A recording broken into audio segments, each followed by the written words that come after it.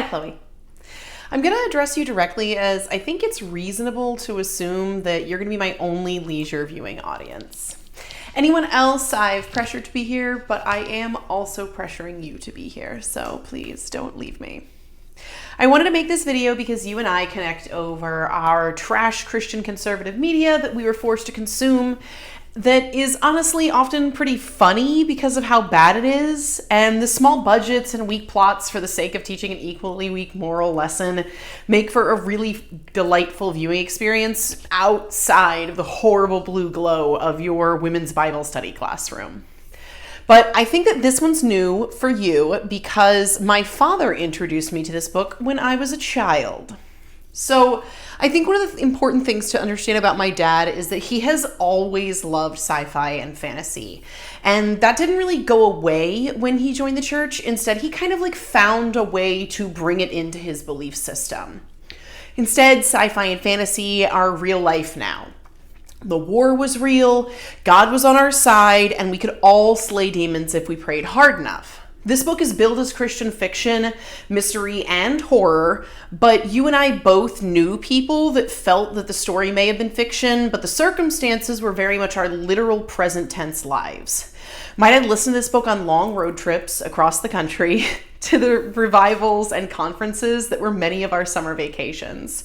Today, I want to talk to you about this present darkness. So first, let's start with a little bit of context. There's some important things to understand about the time that this book came out and who published it, etc., etc. So we're going to start with the date. This Present Darkness was released in 1986, several years before I was born. The book was written by author Frank E Peretti under Crossway Books. You might be familiar with Frank's name. He also wrote the Cooper Kids Adventure series, whose book Store in the Dragon's Throat was vastly popular in fundamentalist kid circles. It is important to note that some of these books were part of the you get to choose 3 books summer reading thing. So this could potentially be a book that someone read for school, which is kind of interesting because you need a really sensitive conversation to really introduce this to students. At any rate, the content and implications of this present darkness is something that I'm going to be covering after we get through the plot of the book. So let's get started with a little bit more of the information about Crossway Books. It's kind of its own beast. It used to be known as Good News Publishers and eventually entered into a joint publishing agreement with the American Tract Society. If you want to talk about tracts one day, please make sure to buy me a drink first. Christians are really into body horror in the form of tiny comics about eternal damnation that might not be for kids, but certainly appeal to children via being tiny little comics. Crossway is still publishing all kinds of books that have made me feel really bad about women who are still currently in churches like that. Being alive in those evangelical circles is kind of intense, and I'm going to get into some of the reasons why when we look at some of the books on their site. So let's check that out. Okay, so Crossway doesn't seem that weird at first. You've got history of Christian theology, daily doctrine. Then we do get into what is a healthy church and a healthy church member, which is a little bit of a red flag for me because these kind of feel I'll let you know if this isn't unhealthy. You don't know. One with my Lord, that's disturbing, but I don't even like the idea of being one with another in marriage. Calm down, we're 2 humans. Christian ethics, proclaiming the word. Perfect priest for weary pilgrims. What does that mean? Yeah, Sin and Temptation, volume 15. I have zero temptation, actually. This is not tempting me. Beholding the triune God. This is really intense. I won't lie, this is kind of stuff that I would imagine seeing on the bookshelf of a puritanical witness before he burned a bunch of witches. Yeah. Oh, Martin Luther. Hey, there we go. The Story of Abraham. Digital liturgies. Yeah, I think we're done. Okay. To be honest, I haven't read any of their other titles, and based on those covers, I really don't plan to. Okay, so that covers the author and the publisher. Let's take just a moment to touch on the context of the year 1986 and the Satanic Panic. I promise this is not going to take more than 5 minutes. We are going to speed run how the church used the Satanic Panic like methamphetamines for religious paranoia and self-victimization, as well as a way to silence thousands of victims of SA and CSA. No, we aren't, obviously, because that would A, be impossible to cover that quickly without omitting too many important people and facts, and B, I'm not having my first public statement on how the Satanic Panic yielded the safety of children over to religious abusers to avoid fantasy monsters that never existed take less than a full hour. What I can tell you is that in 1986, the Satanic Panic was in full swing. Specifically, the idea that satanic cults were trying to abuse children was in full swing. Australia hosted the largest symposium on child abuse in history to that point in 1986, which also makes me feel some ways about how much attention was paid to child abuse at all up to that point. I can hit my kids, but Satan for sure cannot energy, if you know what I mean. If you'd like to learn more about the Satanic Panic, in episodes 468 and 469, the last podcast on the left covers Mike Warnke, who was a prominent pastor and spreader of Satanic Panic propaganda, as well as being a lying piece of shit. We have no empathy for him here, Chloe. Lead was still being phased out of gasoline at this point, and there were over 60 active serial killers, according to the website Killer Cloud, which looked sus as Frel, but I did Google a few of those bad boys, and the timelines are not off. I say all of this to say this was a violent time. Therapy that wasn't court mandated was not super common. There was a lot of stigma around mental health. Women and children had minimal rights. Marital rape wasn't federally illegal for another 7 years. And while child abuse was a legally recognized term in 1974, you can imagine the climate of fear and helplessness for women and children in abusive settings. This will all be more important once we get into the issues that I take with this book, but for now, let's do the fun stuff. Everything from here on will have heavy spoilers for a book you don't want to read. I hope that if you do want to read this book, I ruin it for you. This video is for Chloe, and anybody else's preferences are incidental, as well as your presence. I'm going to get into some settings and characters before we take off on the plot itself, and then I'll take some time to address issues with the writing and the story at the very end of the video. So for the setting. This present darkness takes place in a fictional college by the name of Ashton that has a population of around 12,000 when all the college students are in town. In terms of a relative to you as a fellow Floridian, that's about the population of Key Largo or Middleburg, Florida. The city is located off of State Highway 27, which stretches from South Florida to northern Illinois, making it pretty likely that this story took place in Georgia, Tennessee, or Kentucky based on the descriptions. The story will take place in a few extremely forgettable locations that establish no setting, but do mean we are in a new room. The most important feature of the setting is going to be Whitmore College. Many of our characters work at, attend, or are for other reasons on the campus of Whitmore throughout the book. Whitmore is headquarters for evil, and there's a lot of focus on that location of higher level learning being a den of demons. That name Whitmore College may sound familiar to you. It is not a college that you applied to, and it's not one that you saw signs as you drove by the highway. Whitmore College is the college which Jenna Summers attended. It is also the same college that Elena Gilbert, Carolyn Forbes, and Bonnie Bennett have attended. Sheila Bennett and Atticus Shane taught cult studies at Whitmore College, according to the Vampire Diaries Wikipedia. That's right. Vampire Diaries brought back this collegiate location just 5 years later in 1991 so the immortal Salvatore brothers could channel twin-cest threesome fantasies of Elena into the sexual gaze of millions of future book talk women. Interestingly, the filming location for Whitmore College and Vampire Diaries is Oxford College of Emory University in Oxford, Georgia. That's not exactly close to US Highway 27, and technically Mystic Falls is in Virginia, but in my mind, this entire book takes place in the same universe as Vampire Diaries, and if you'd like to pay someone to write that crossover fic for my birthday, I would be really thrilled. Please make it NC-17, because I deserve nice things. Okay, let's touch on trigger warnings. This is not like the most upsetting book in the world, but it's still important to talk about some of the things that are in here. A lot of these things are actually mostly triggering because of the implications that they have on just kind of the philosophies of the religion that they're supporting. So it's more about like an insidious implication. Because of the implication. Than it really is about the words that they're saying specifically or the scenes that they're describing or how graphic they are. This is not a very graphic book, but I still want to put some decent warnings in here for anybody who might have some triggers related to those things that stumbles onto this video. Anyway, sorry I'm taking too long. Let's hurry up and just get into it. All right, so abusive relationship dynamics, essay, CSA, mental health misinformation, and just kind of generally using abuse and mental health as casual plot fodder. we're going to also say abusive religious dynamics, like, for sure. If that's an issue for you, that's going to be here as well. Incest. That one too. Don't know why I didn't write that down initially, but there's definitely some weird incest stuff going on in here. I mean, it's a religion and there's CSA, so it's going to be incest. Anyway, here we go. Here's the plot with spoilers. So I listened to this book on Audible, read by the author, which was about 3 hours long, which apparently is a deeply abridged version of the book. I then legally obtained a PDF copy of the book with currency that I exchanged for said digital good. Then I went ahead and actually bought the audiobook unabridged, which was over 17 hours, not 3. So to say that I was frustrated at making this realization several pages into the script would indicate that I was ever not frustrated at having to listen to this book. So we're just going to let it be and move forward. The 3-hour radio play was difficult enough not to scream out while listening to, so only the grace of Satan saved me during the full experience. That and the true joy of assigning images to the characters in this book, it kind of felt like slaying my own demons to assign a lot of these characters, so I really hope that you enjoy them.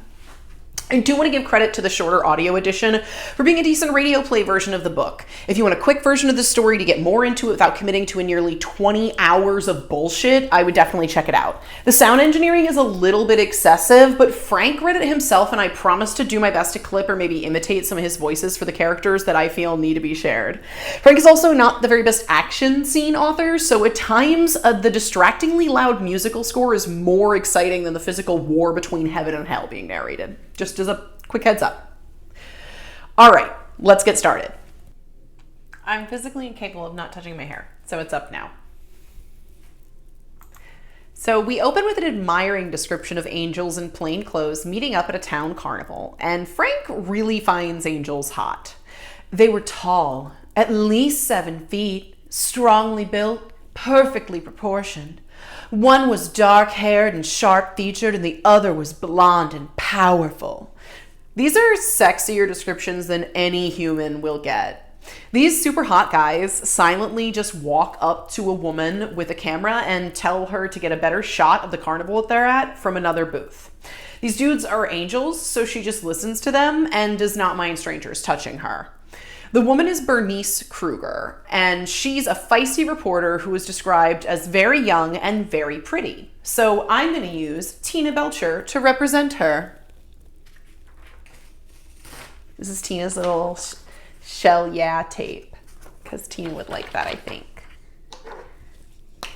All right, Bernice, baby. She's going to be referred to as Bernice and Bernie throughout the rest of this video, by the way, because the book calls her Bernie a lot as well. So there's our Bernie girl.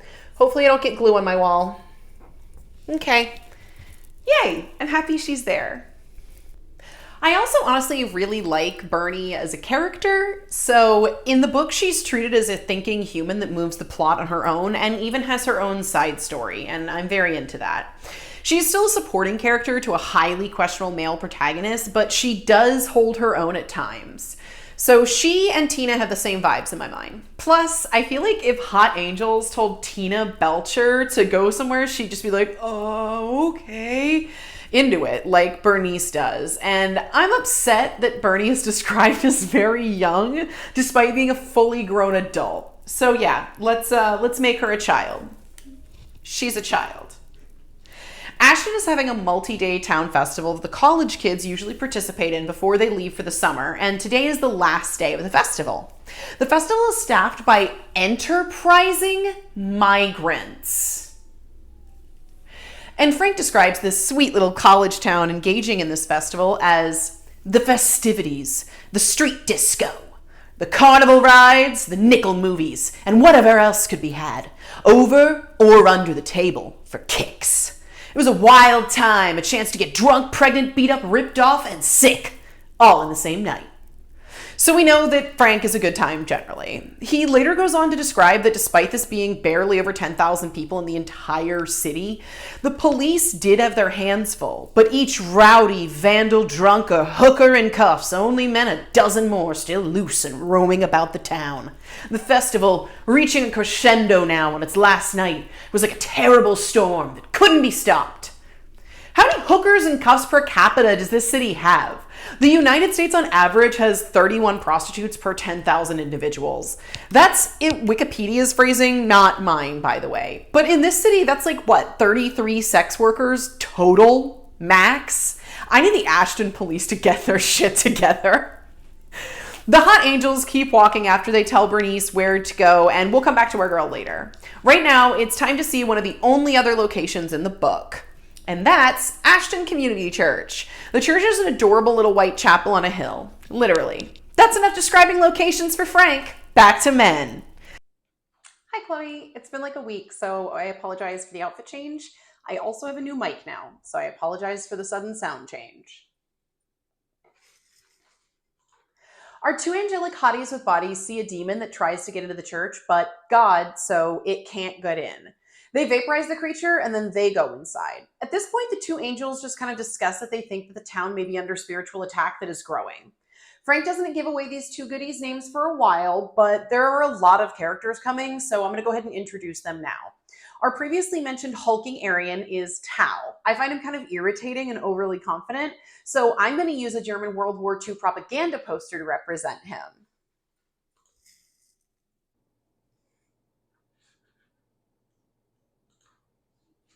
The other angel is Creone, and he's not super important as an actual character, so he doesn't get a picture on the board. Instead, I will just sort of point up at either of the light or dark-haired Precious Moment characters that we are going to use to represent the angels that we don't give much background or plot to. That is going to happen a lot. Angels, also known as the heavenly host, often move the plot like magic or superpowers might, but they don't have much personality as characters themselves, and they feature zero development as they would need to be imperfect to improve. We cut so abruptly to the local newspaper, the Ashton Clarion, that I reread the sentence 4 times. The newspaper is nondescript but pretty shabby, and we meet one of our two main characters by the name of Marshall Hogan. Marshall is a big, strong, burly man with traditional values. He was working for the literal New York Times prior to moving to Mystic Fall, Ashton. While Marshall and his wife seem close, he and his daughter's contentious relationship is one of the main subplots of the book. He's adjusting to small town living, but the reason that he moved is his first parenting red flag. And what is that red flag, you ask? Well, the Hogan family has moved all the way to Ashton from New York City because that's where Marshall's daughter, Sandy, decided to go to college. This woman offered to leave New York City and go to Whitmore College at least 600 miles away from home, and her father quits his job at the New York Times to essentially keep tabs on her. She literally lives with her family while attending classes. Keep in mind, 600 miles is a good distance, but Marshall's job in New York City would have easily been able to cover a $400 round trip ticket for her to come home pretty regularly. My guess is that he knew that she wouldn't because he's a complete tyrant while also being a man baby. We're going to come back to Sandy a little bit later, but I wanted to lay the groundwork for Marshall as a character first. I also want to note that Marshall is not portrayed as ultra-religious in the beginning of the book. He goes to a local church that we'll discuss a little bit down the line, but he doesn't really agree with the pastor for alpha male reasons. If Marshall was living in 2020, he would be writing for the Daily Wire before he retired to this small conservative town where he could be vocally opposed to women in the workplace and make anti-Semitic remarks in his newspaper. And I'm not really being cheeky with that, but we will get to that later. I'm going to represent Marshall with Dale Gribble from King of the Hill, despite the fact that they don't really look alike, because he does inappropriate things and assumes other people are at fault for those things. He gets upset like they're threatening him, and then he gets angry. He also seems fully like someone who would fall into conspiracy theories like demons taking over your town, and is impressively oblivious to how to connect to his child. Marshall is told that Bernice has been arrested, and he goes to the jail to bail her out. The jail is full of people our lovely author is judgmental of. People who got arrested at the festival last night. There's some more slander of sex workers, and both of the good guys are beyond disgusted by these sex workers making any jokes or conversation. Marshall gets Bernice out of the jail and they discuss that the camera she took photos with the previous night was seized. She's worried that the film may not be developed and that she may be wrongfully arrested alongside some of those sex workers because one of them propositioned an officer. After she's let out, Marshall and his wife Kate meet Bernice in the lobby. Kate is a hot redhead, which is important because it affirms Marshall as an alpha. We're obviously going to represent Kate with Nancy Gribble, but I colored her hair red. I just want to take a second to say that Nancy Gribble and later Peggy Hill are female characters that are in no way similar to their This Present Darkness counterparts' personalities. I honestly really enjoyed King of the Hill and thought both Peggy and Nancy were kind of badass, competent, modern women as a kid. I don't want to disparage either of them. We're just using some fun images to remember who all of these bland-ass characters are. Peggy would want us to take the time to finally give her the recognition that she has always given herself. Bernice tells Marshall, this is too long. Okay.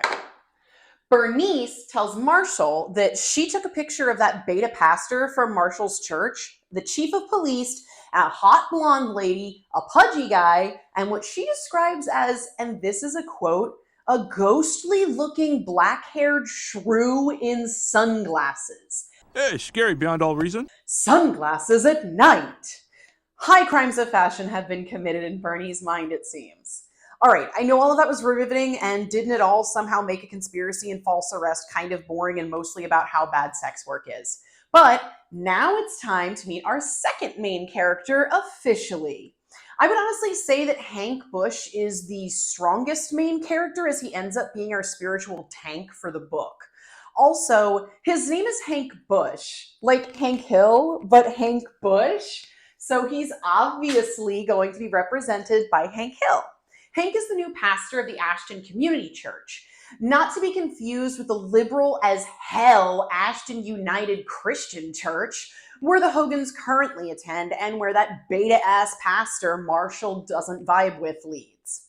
Hank is new to the position and was recently elected when the old pastor was run out of town. For what? Well, we'll be spending a lot of time on that a little bit later, as it's one of the most problematic parts of the book, in my opinion. Anyway, Hank is the new man of God in town, and we find out later angels actually intervene to get him this job because those demons moving into town were trying to put another beta pastor in this church. My pastor better snort creatine or I'm not listening to shit, he says. Hank is 26, married to Mary. We are using Peggy to represent her. And they live a pretty modest life since their move to Ashton. I'm not sure if it's common knowledge, but churches actually hire externally for pastors pretty frequently when a new head of the church is called for. So people will come and preach a sermon, meet with the board and members, and then after a few interviews, essentially, the congregation will hold a vote on a new pastor. Hank won by a single vote because angelic influence didn't even get more than 49% of these people excited for the man's preaching. Or apparently prevent someone from spray painting "you're dead meat" and an obscenity that Frank refuses to write because he's apparently a fucking saint on Hank's house. This book does a lot of God gives you tribulations logic though, so as the offspring knows, the more you suffer, the more it proves you really care. Mary is obviously upset about the graffiti, and Hank is generally questioning why God placed him in this community. We do get confirmation Mary is also hot, and she has long treadwife hair. Hank and his wife discuss the recent board meeting, and we find out that he has excommunicated a member of the church for adultery. This doesn't make the board thrilled as a whole, but this also exposed the cheater to the entire congregation. He aired this member's personal business to the whole church, and the church voted to excommunicate the member. Hank and Mary remind us that the Bible takes a hard line on adultery, while they skip every other biblical principle along the way. They later go over the logic that we need to spread love to those in need, and Hank is basically a fire and brimstone guy who says that's not the alpha god of wrath that he knows. Guess which boys are about to become best buds?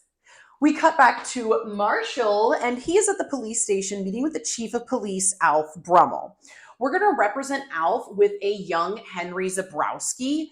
It'll all come together a little bit later, but for now, just enjoy this pasty white man.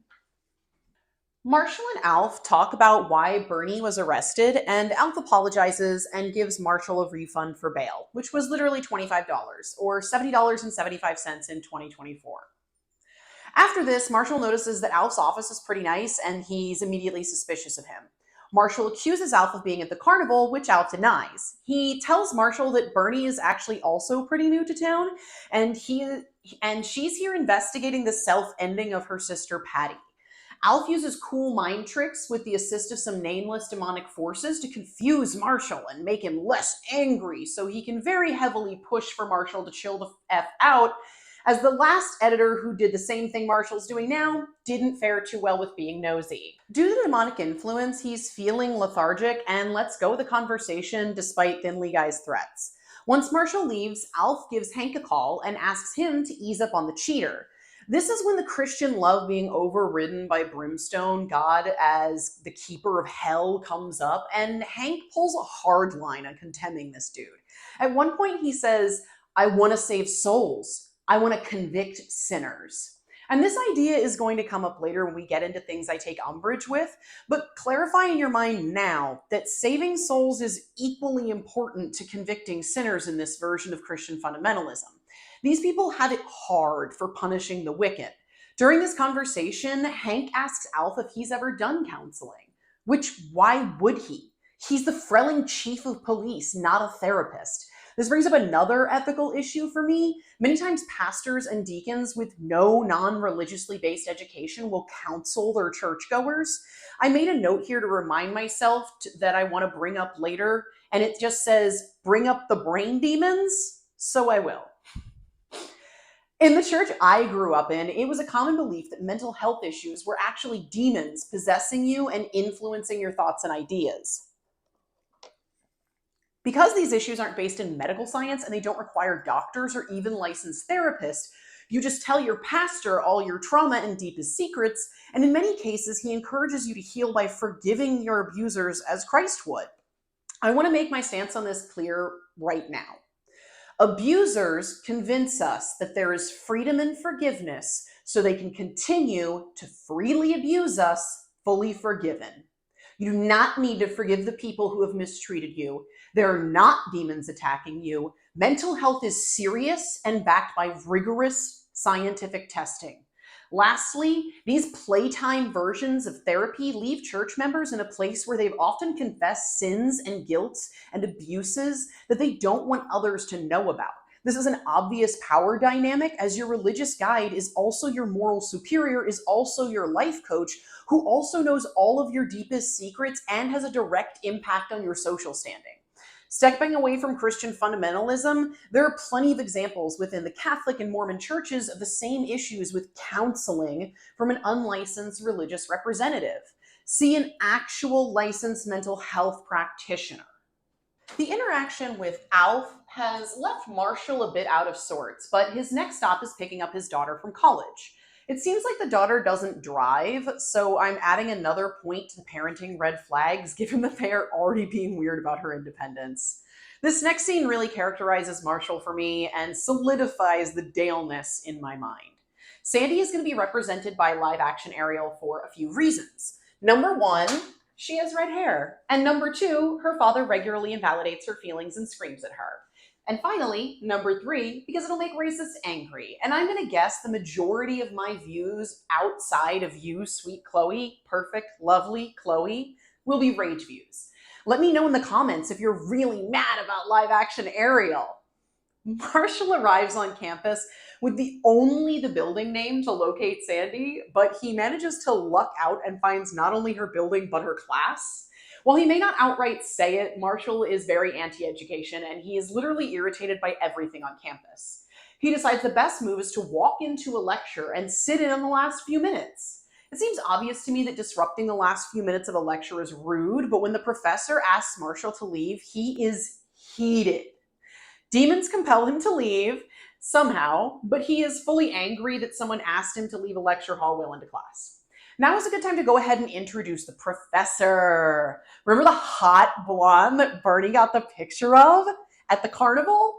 That's Professor Langstrat, and she is a big bad being influenced and controlled by the forces of evil. I know, it's really hot, right? Anyway, we're going to use Dr. Linda from Lucifer to represent Langstrat, as she honestly seems like she's a decent advocate for personhood, but is technically dealing with the devil. The professor uses some New Age academic speak that Marshall really dislikes. I think that this passage really represents her views and Marshall's disdain well. So if we settle for a simple ontological formula, I think, therefore I am, that should be the end of the question. A being does not presuppose meeting. Yeah, here was more of that college stuff. That funny conglomeration of $64 words which impress people with your academic prowess but can't get you a paying job. Marshall smirked to himself a little bit. Psychology. If all those shrinks could just agree for a change, it would help. First, Sandy blamed her snotty attitude on a violent birth experience. And then, what was it? Poor potty training? Her new thing was self-knowledge, self-esteem, identity. She already knew how to be hung up on herself. Now they were teaching it to her in college. It's a bit out of order, but I do want to note that on the drive over, Marshall was talking himself up. He was trying to convince himself to stop messing up and fighting with Sandy. But the entire time, all the blame is on her. He says his love comes out as spite. Not he is being spiteful. His love just expresses that way. This is a theme for Frank across other books as well, from what I understand. The insistence that when someone else does wrong, they are doing it purposefully or by the influence of the devil. But that when our main character is doing something wrong, they are not to blame. At no point in his internal monologue does Marshall, even for a second, imagine himself to be truly at fault for the relationship that he cultivated with a child that is now an adult. It's all her. Everyone else needs to take responsibility because the man of the house is in the right and he doesn't have to. Once he's out in the hall, Marshall is reeling with anger over an educated woman asking him not to disrupt her lecture. Sandy is frankly embarrassed by her father and passes him in the hall without speaking to him. Demons are discouraging him, but he follows after Sandy. She speaks with him affectionately and even refers to him as daddy, despite being at least 18 years old. He almost immediately starts a fight, claiming as a parent that the professor has nothing to hide from him and that he's paying for Sandy's education, so he's entitled to audit all of her classes, I guess. Sandy is overly gentle and kind about all of this and even concedes that her professor read him wrong. But Marshall keeps pushing, and finally Sandy says, "Okay, I'll lay it all out for you. I'm a human being, Daddy, and every human entity, I don't care who he or she is ultimately subject to a universal scheme and not to the will of any specific individual.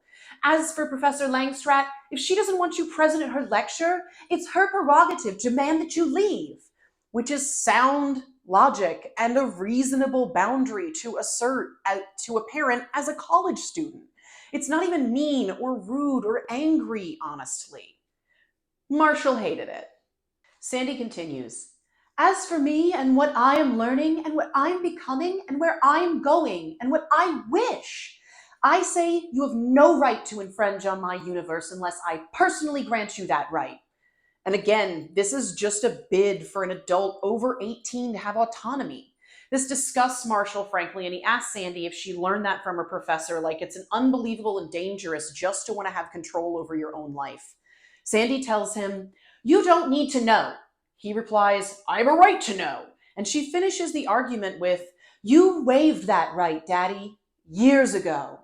Go off, Queen. Tell that controlling boomer to back off. Sandy walks away and Marshall's feelings are hurt that she said something so rude that clearly wasn't true in his mind. Marshall gets discouraged by the demons, but then angels help and he feels okay despite being a complete dick to his daughter in public. I feel like he could just get on Lamictal and this issue might be less of a roller coaster, but then he would need to acknowledge that science is real. Marshall isn't going to therapy, and he's not even taking his heart medication if the doctor isn't literally Christ or Liver King. All right, Chloe. We made it all the way to chapter 5. But now that we have more characters in place, I'm hoping we can pick up the pace as this book has like 30 chapters. Anyway, demons are hanging out. Let's introduce a few of them. So right now, Lucius is in control of Shit and Ashton. He's being represented by Gary from Your Pretty Face is Going to Hell because he's in charge but not great at it and deeply offended that you'd even imply that was the case. He's meeting with all the baddies, and Complacency, who is assigned to Marshall, is trying to explain that messing with Sandy is just working Marshall up and making him more likely to fight back.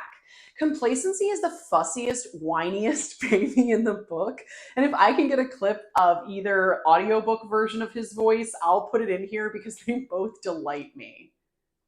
We were going to use Claude from Your Pretty Face to represent Complacency, as he's honestly good at his job and kind of right about things, but everyone just sort of hates him, including Frank. But he's deeply underutilized because I guess Frank hates him, despite being the demon with the most distinct personality. For now, let's just say that Complacency is a sniveling coward that gets pushed around by the other demons a lot. So once Complacency speaks up, Lucius is not having that ish, and after smacking the crap out of him, he tells Complacency to get his shit figured out or get fired. But now a lady, and just one lady, Batty Daddy is here. His name is Rafar, and while Lucius is flexing, he pops up, scares the bejesus out of all the other demons. He puts Lucius in his place and pulls an FBI so he can essentially say, this is my investigation now. We're going to use the devil from Your Pretty Face because he really hosts the vibe I get from Rafar. And after Rafar bitch slaps Lucius, the baddies discuss that the heavenly hosts have been around, and that's for sure not good. Even though Rafar essentially humiliates Lucius for not listening to Complacency about the angels, he also fully ignores our fussy boy, trying to explain that pushing Sandy is only going to make it harder to control Marshall. And look at that. It only took me a solid page of text to get through a chapter, and that was just meeting notes. Okay, I bet you've been waiting for some cool supernatural battles, and if Sam and Dean have taught us anything, it's that hunks take their tops off and get into fistfights with demons. That won't be happening. One of the major issues I have with this book is the actual story, which is going to start coming up. The primary problem is that while angels and demons do fight in this book, the humans are uninvolved. They literally just call on God, and then that's their whole part. For instance, Hank is having horrible nightmares. He feels and is hearing demons in his home. He gets up, investigates, and is physically attacked by demons who sort of like push him over and hold him down, restricting his breath. Shit is getting real, but then Hank genuinely just says, "Jesus, help me!" And God tells him the magic word, and then he yells, "I rebuke you in Jesus' name," and is released. He then says, "In the name of Jesus, I command you to get out of the house." And what do you know? With literally just a request, they get out of the house. That's it. That's the battle for his home. You can see how, as a fan of supernatural and science fiction, this is the most 10-ply fight of all time. It's so soft it just shreds. Lame. After things settle down, Hank and his wife immediately accept that demons physically attacked them as the only logical answer for their night. They pray, because that's genuinely the only thing anyone needs to do to solve anything in this book.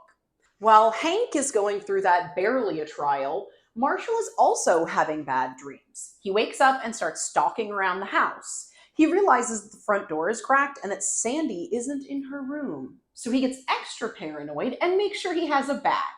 He nearly cracks his wife's skull open with that said bat when she gets upset because he's making noise. And when Kate asks what on earth he's doing, his reply is, "Kate, what the hell are you trying to do? Get yourself killed?" Sir, she's walking around her own home. Marshall tells her that Sandy is missing, and Kate is totally fine with being threatened with a bat for walking down the hall at night.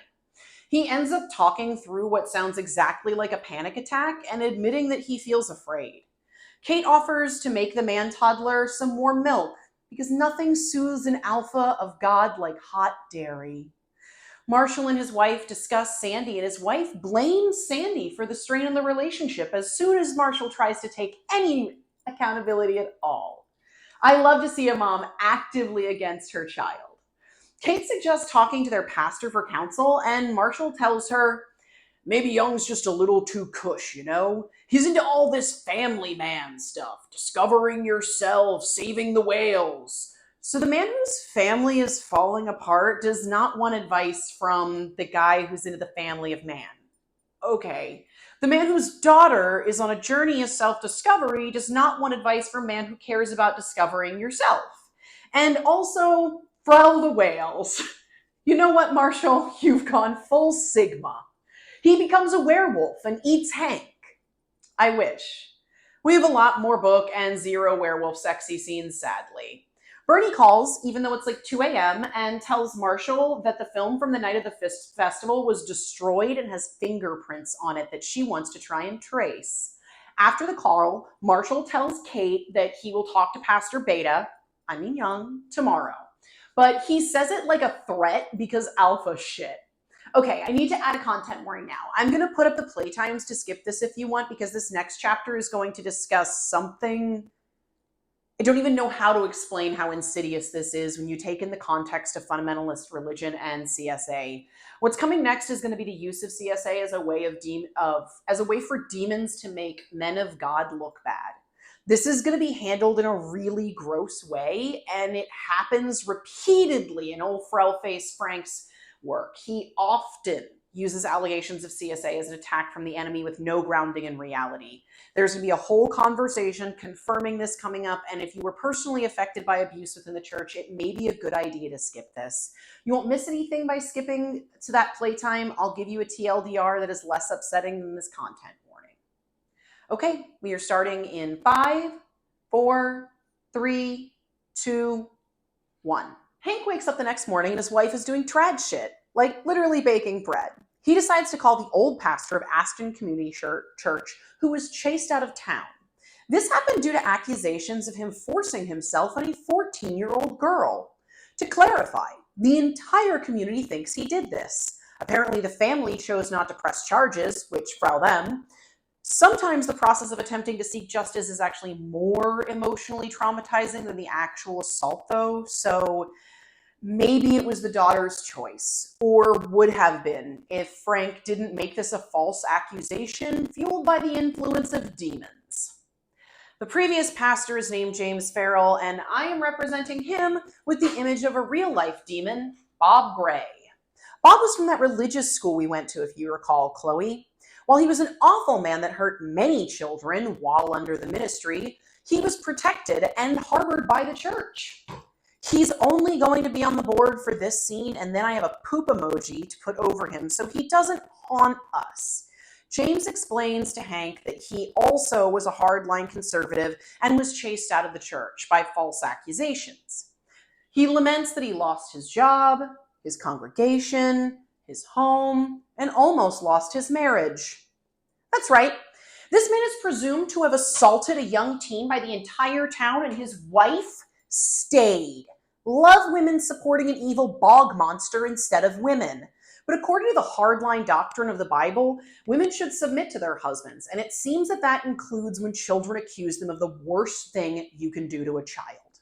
His wife doesn't matter, but Bob from earlier has a wife, and with the extent of his crimes, she's complicit in his abuse and deserves to be publicly shamed. She is a nice poop emoji, but don't worry, we're gonna make a match. We believe victims and condemn enablers in this rented row home. They wrap their bullshit session up and Hank prays. Accusations got the old pastor fired, and Hank immediately believes he is innocent and that this was an attack from Satan. We move to a scene where 2 more angels show up, and they, again, don't really matter, but I need you to hear how they're described because it kind of makes my skin crawl. Sitting on the roof were 2 big warriors, the Arabian and the African, Nathan and Armuth. Because what more descriptions would you need than that? The most non-specific of ethnic identifiers. You want minorities? We got them, type beat, I suppose. Our future BFFs are having a similar day, so Marshall decides to go see the beta pastor that cares if whales die. Old Frank is sure to let us know the church is for soy boys and it's rich. One of the ways he does this is by describing how big the doors of the church are. There's this line that I have looked all over to try and figure out and cannot. The book states that Hank Indian arm wrestles the door. If you know what on earth that means to Indian arm wrestle, let me know. All I could find on this is info on Indian wrestling, which is a seated shoulder to shoulder starting position for competitive wrestling, but I have no idea how a man would do that from a standing position to a door. But okay.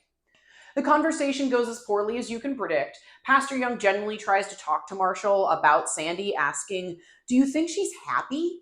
Marshall replies, "I never see her happy, but that's probably because she's around me every time I see her." So he's okay admitting that he may be the commonality in her unhappiness. Pastor Young suggests, and that could be because you find it hard to understand the direction she's now choosing for her life. Obviously, you project definite displeasure towards her philosophies.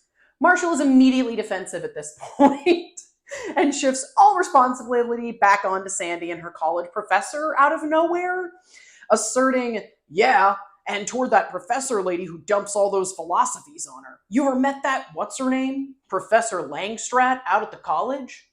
The pastor denies ever meeting Langstrat and redirects with some decent advice.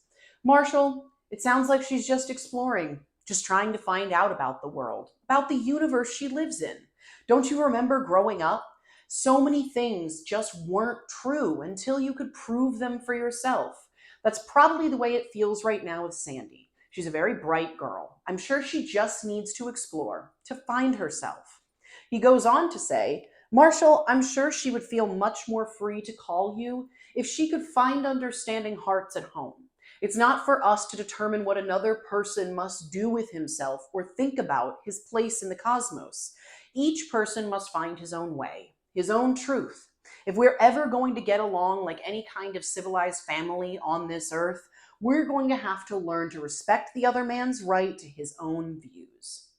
This is interesting because the Bible does say that we all have to find our own way to God.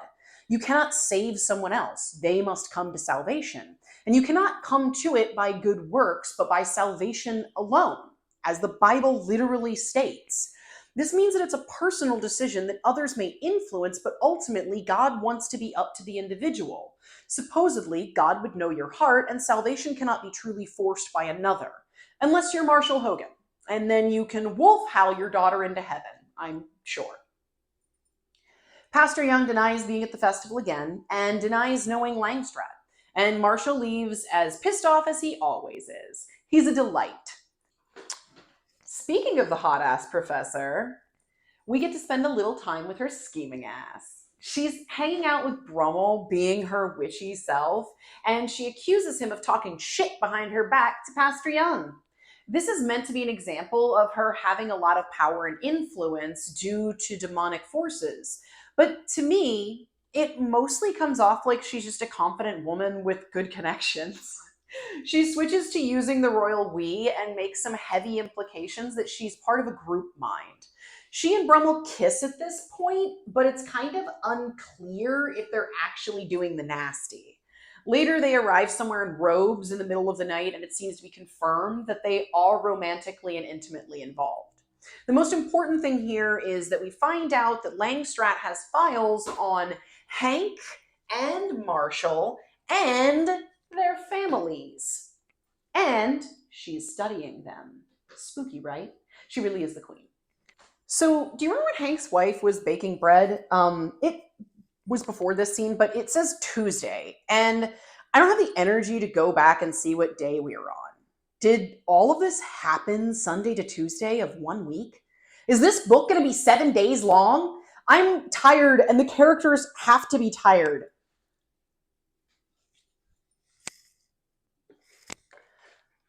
Okay, I just confirmed, and it's been like 60 hours since this book started. The fair was Sunday night, so everything until Hank called the creeper ex-pastor happened on Monday. I feel like I'm experiencing this in real time at this point. Okay, that was a blow to my energy, but I guess let's keep going. It's Tuesday afternoon at least, I guess. We find Marshall and Bernie back at the Clarion. That's the name of the paper in case I hadn't mentioned it until now. The secretary, Edie, has suddenly quit because she was getting it on with the trucker and her husband found out, so she bailed.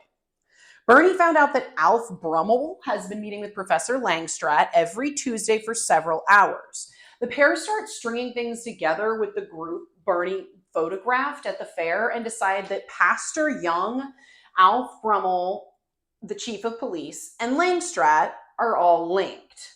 Marshall tells Bernie to keep on the job, but then tells her to do it on company time or her own. So I guess we're committing time theft now. Bernie deserves better. Marshall does make it home for dinner, and he and Kate still set a place for Sandy as though this is some vigil and not like their college student daughter has been gone for a single day. Because Sandy is honestly an extremely good and considerate kid, she sends her friend Sean to talk to her parents while she waits in his car. Marshall agrees to try not to be a complete rage monster, so Sandy does actually come home. Correct. Less than 24 hours later, she comes home. What a resolution. Bernie is working overtime because she's honestly the only one doing any real reporting effort at this point. She's on campus asking around, and she ends up getting a lead from a professor named Albert.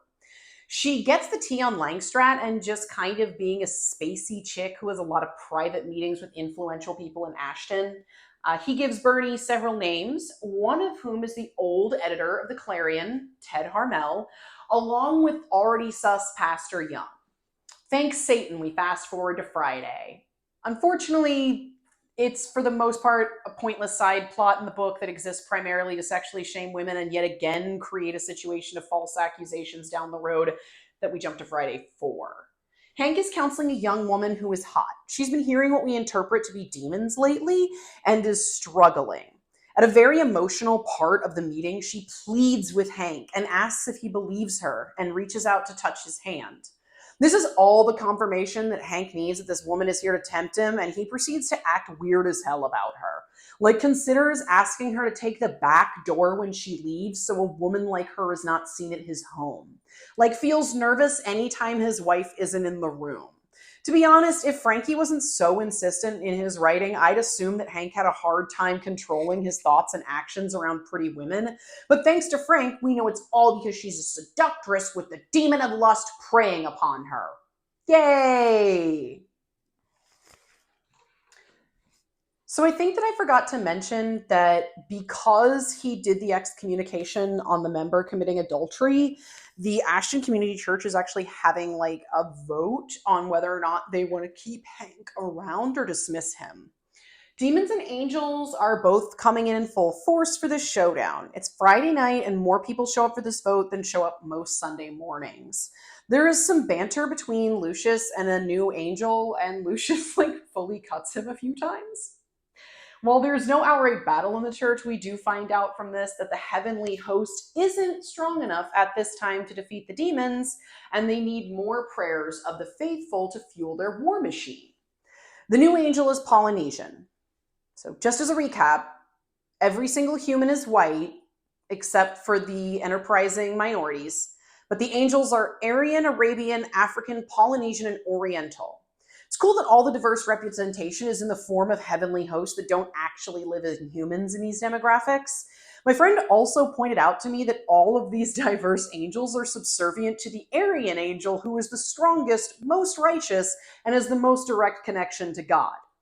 So even in a divine hierarchy, the blonde, strong, white, perfectly bodied male angel is the most important and powerful character. When it comes time to start voting on Hank staying or going, the scene is written with high intensity, but is literally just a couple of people in a church voting. So it's not a ton of physical happenstance. I was kind of hoping the demons and angels might like influence people into a full-on screaming match or something. There is a speech that Hank gives that I do want to highlight, though. I want to be fair with you, and so I'll be truthful in letting you know exactly what you may have expected from me. I intend to love all of you no matter what. I intend to shepherd and feed you for as long as you'll have me. I will not discredit, compromise, or turn my back on what I believe the Word of God teaches. And that means that there may be times when you'll feel my shepherd's crook around your neck, not to judge or malign you, but to help you move in the right direction, to protect you, to heal you. I intend to preach the gospel of Jesus Christ, for that is my calling. I have a burden for this town. Sometimes I feel that burden so strongly I have to ask myself why. But it's still there, and I can't turn my back on it or deny it until the Lord tells me otherwise. I intend to remain in Ashton to answer that burden. If that's the kind of pastor you want, then you can let me know tonight. If you do not want that kind of pastor, well, I really need to know that too. I love all of you. I want the very best God has to give you. And I guess that's all I have to say. Raise your hand if that sounds like a religious version of a questionable ex you've had. Let's stop and break this down. He says he will love them all, but then doubles down on the rigid values that made him kick a member out of the church. He says he won't judge them, but he literally had them judge and vote on a man. He mentions feeling a shepherd's crook around your neck, and that just gives me icky vibes of choking, honestly. He also does the classic, I have such strong feelings, it's a burden move. The plead for loyalty and the, well, if you don't want me, then that's fine, to top it all off. Ashton Community Church, you can do better, girl. Dump that man. A bunch of other people give speeches, some off page, and we get the impression the congregation is divided. After several pages, the church is voting, and during this time, we see the parallel struggles that are sort of signature for Frank's style of writing in this book. We will go back and forth between the voting happening, the votes being collected, and even an instance of attempted cheating that was actually as high stakes as you'd think, because the votes would remove Hank, and angels are fighting to get more members to the church. They're struggling against demons of sickness, etc. During the cheating attempt, our friend the Killdozer even touches the hand of the man trying to hide several votes to keep Hank from staying as the pastor. This causes him to drop the ballots and they are counted. So while this is kind of a fun writing technique, it also tends to highlight how the supernatural battles are intense and the human solutions that back the power to these battles is extremely simple. In the end, a little old lady and presumably the man who was excommunicated both cast deciding votes to keep Hank as the pastor. This gets Langstrat into hot water with hell. But when Alf is calling her to tell her about the loss, she is trapped in a nightmare realm getting reamed by the higher-ups. He doesn't have to tell her yet, and there's a casual drop that he considers life-ending as he has so much dread about telling Langstrat and continuing to follow her lead. All cool and casual about that. The next day, Marshall and his wife discuss the local grocery being sold suddenly and quietly. This is like way too big of an issue in their lives, by the way. Apparently, Kate asked the new owner about what happened to the old owners, and she felt so entitled to that information that she was then suspicious of the owner when he didn't supply it. Why would he even know that? The man bought a business, not a biography. Marshall decides to call the old editor of the Clarion because Hank did something he hadn't mirrored yet. They discuss Bernice being hired and her looking for answers regarding her sister, and then touch on Langstrat. They both agree she's into stuff they don't understand, and therefore do not like, and that she's meeting with lots of people that are sus, including the ex-editor himself. The ex-editor then tells Marshall to stop poking around for his own good, but this only makes him more determined to find answers. After Marshall finishes his call, he and Bernice meet up at the Clarion to go over old Clarion papers. They're looking for the articles that would have made Langstrat's group chase the old editor out. They discover that there were articles discussing embezzlement at the college that were published just before when the position changed hands. Despite there being seemingly solid evidence of the financial misappropriation, the whistleblower was fired. Bernie's sister Pat also comes up in some of the headlines, and her death is highly suspicious. Marshall and Bernie are developing more of a bond over their work, and Marshall promises to help Bernie in her search for information on Pat when she's ready. So we have the old editor who's gone, then we have the whistleblower to the editor also gone. Hank and his wife end up going to visit the old lady that was one of the swing votes from the church, and they pray with her. Batty Daddy feels this sway in the force and tells his subs to get their shit together. I imagine that Lil Nas X Industry Baby video as a means to hype up his forces. So just pause and go watch that because I can't bother with how little these paragraphs mean. Later at church, some new members tell Hank that the blonde man he thought he saw sitting near them during the vote was a hallucination, so they all assume it was an angel. This part of the story is really boring for Hank, honestly. It's just a series of him and church members interacting in a positive way. Similarly, Marshall goes to church, but he decides that it would be a cool thing to grill that beta pastor in front of everyone in between him speaking to other members, like a really chill person who cares about social norms and boundaries. He accuses Pastor Young of meeting with Langstrat, but then he remembers that he's there in public with his family and he's making a spectacle, so he leaves. He doesn't get any information from this exchange, so he better switch churches soon because that feels like a pointless endeavor to basically just be an asshole to your pastor. We meet a new character! This guy is even higher up than Batty Daddy.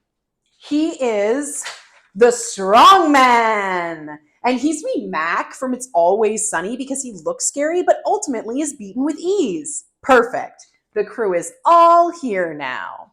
This guy is a big bad. His official name is Forbidden, like Usador, wizard of the 12th realm of Ephesius, master of light and shadow, manipulator of magical delights, devourer of chaos, champion of the great halls of Tarakas, known to the elves as Fiang Yelik, known to the dwarves as Zonin and Hookstangis, and known in the northeast as Gasmoenius Maystar, and by many other secret names which I will not reveal. But he's like on the ancient evil level with Satan, essentially. We get an interesting description of him. It's not bad, but I want the most evil, powerful, ancient force in the book to have a bit more to him than this. Like, again, it's not bad, but he seems to kind of be more gross than scary to me. He was grotesque, hulking, his black hide hanging like sacks and curtains from his limbs and torso. His face a macabre landscape of bony prominences and deep folded furrows.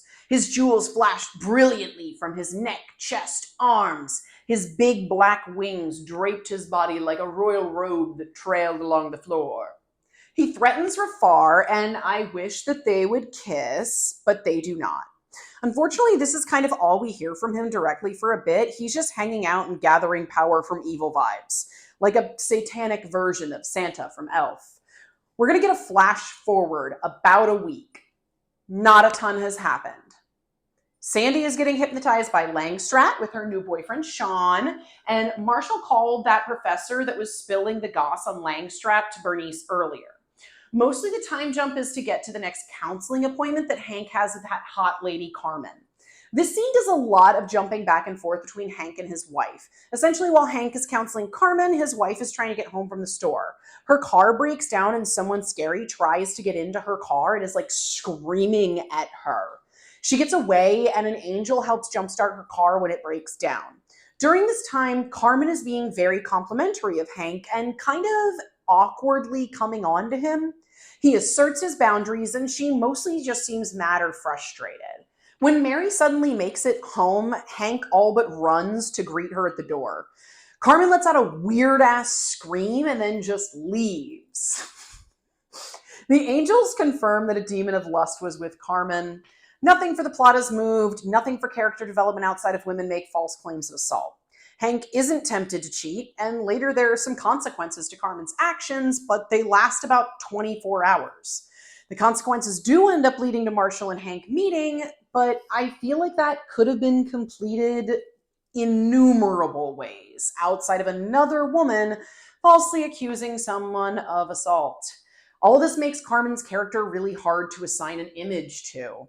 At the end of the day, she is used as harshly as Sandy throughout this book. She is the epitome of an accusatory, scheming, overly sexual woman stereotype. So I wanted to choose someone who ends up more sex positive and who also has spoken out about the violence against women. Therefore, she is Dawn from Teeth. She deserves the little treat of neutering a few men. I think the next part is supposed to parallel both men struggling with women outside of their marriage, but I'm not sure how things turn out later, so that might be jumping the gun. Marshall and Bernie are working, and Marshall calls Kate to say he's going to be home late. Kate is irritated as Marshall has been avoiding dinners with Sandy because he hates her new guy.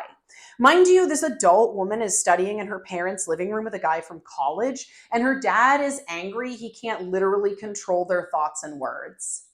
After telling Kate he's going to be late, he talks with Bernie, and during this discussion, they have a paper ball fight in the office. Is this flirting?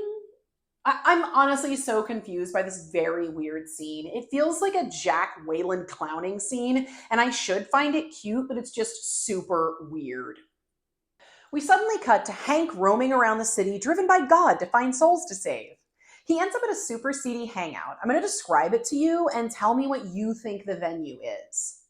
Here were kids of all ages with few other places to go, congregating after school and all through the weekends to hang out, hang on, play video games, pair up, wander off, do drugs, do sex, do whatever. Hank knew this place was a hellhole. It wasn't the machines or the decor or the dimness. It was just the pungent spiritual stench of demons having their heyday. He felt sick to his stomach. Okay, I'm gonna wait like 5 seconds for you to guess.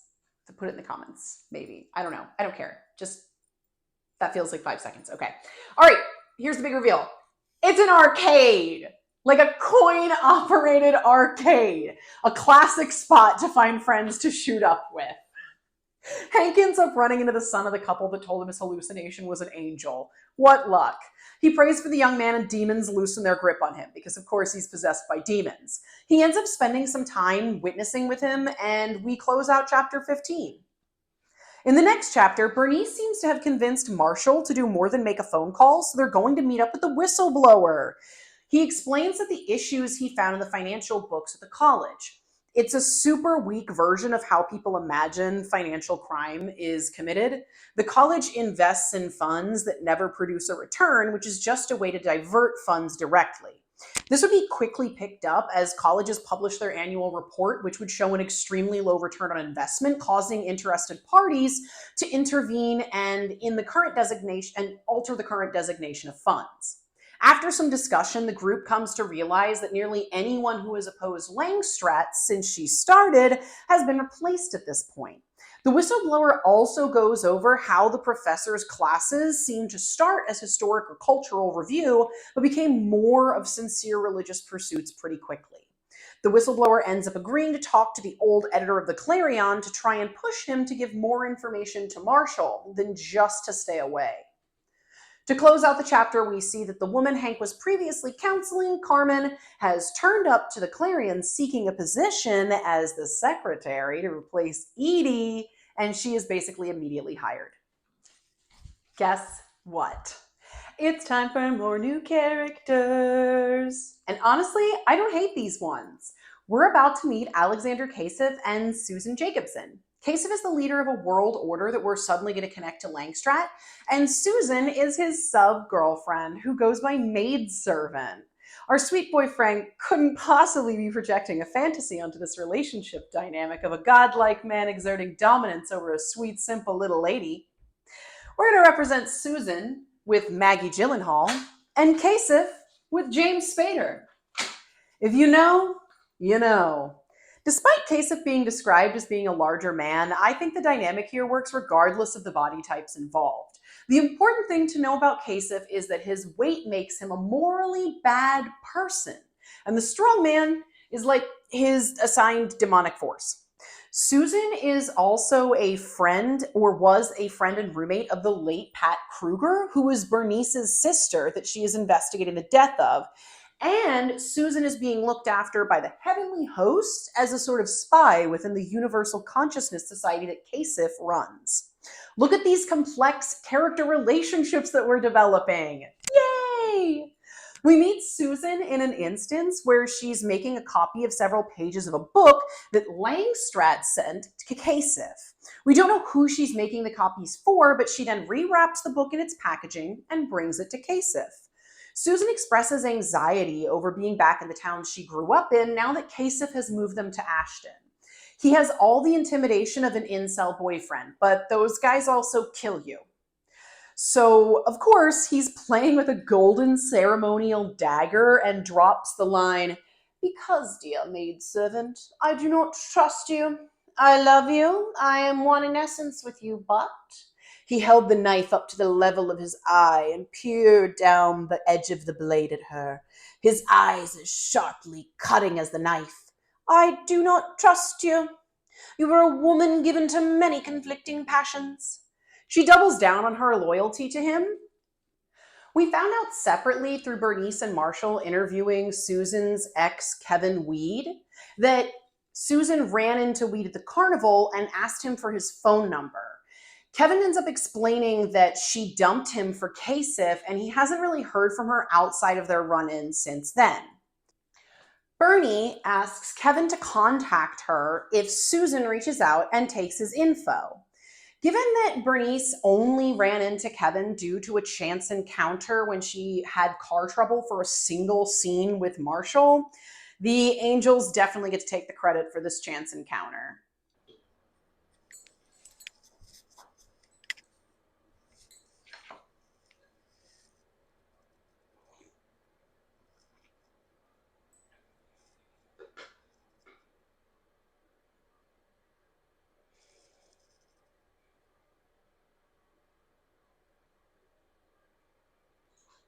Okay, we had to take a break. My brain was kind of melting over the mundane goings on and super judgmental nature of this content, but I'm going to do my best to continue to cut out any part of that that's not necessary. I'm switching to tea because that's what I have, and I have like 25 minutes to try and film some because my mic was not participating. I've also switched up outfits because this has gone on so long, there needs to be some kind of signifier that we're pretty close to halfway. Welcome back to Ashton, Chloe. Guess what's happening? Marshall and Sandy have a deeply meaningful conversation about the combative nature of their relationship. Hank and Mary talk about Hank's unnerving attraction to and fear he will cheat with any woman with a pulse. Or we're praying again.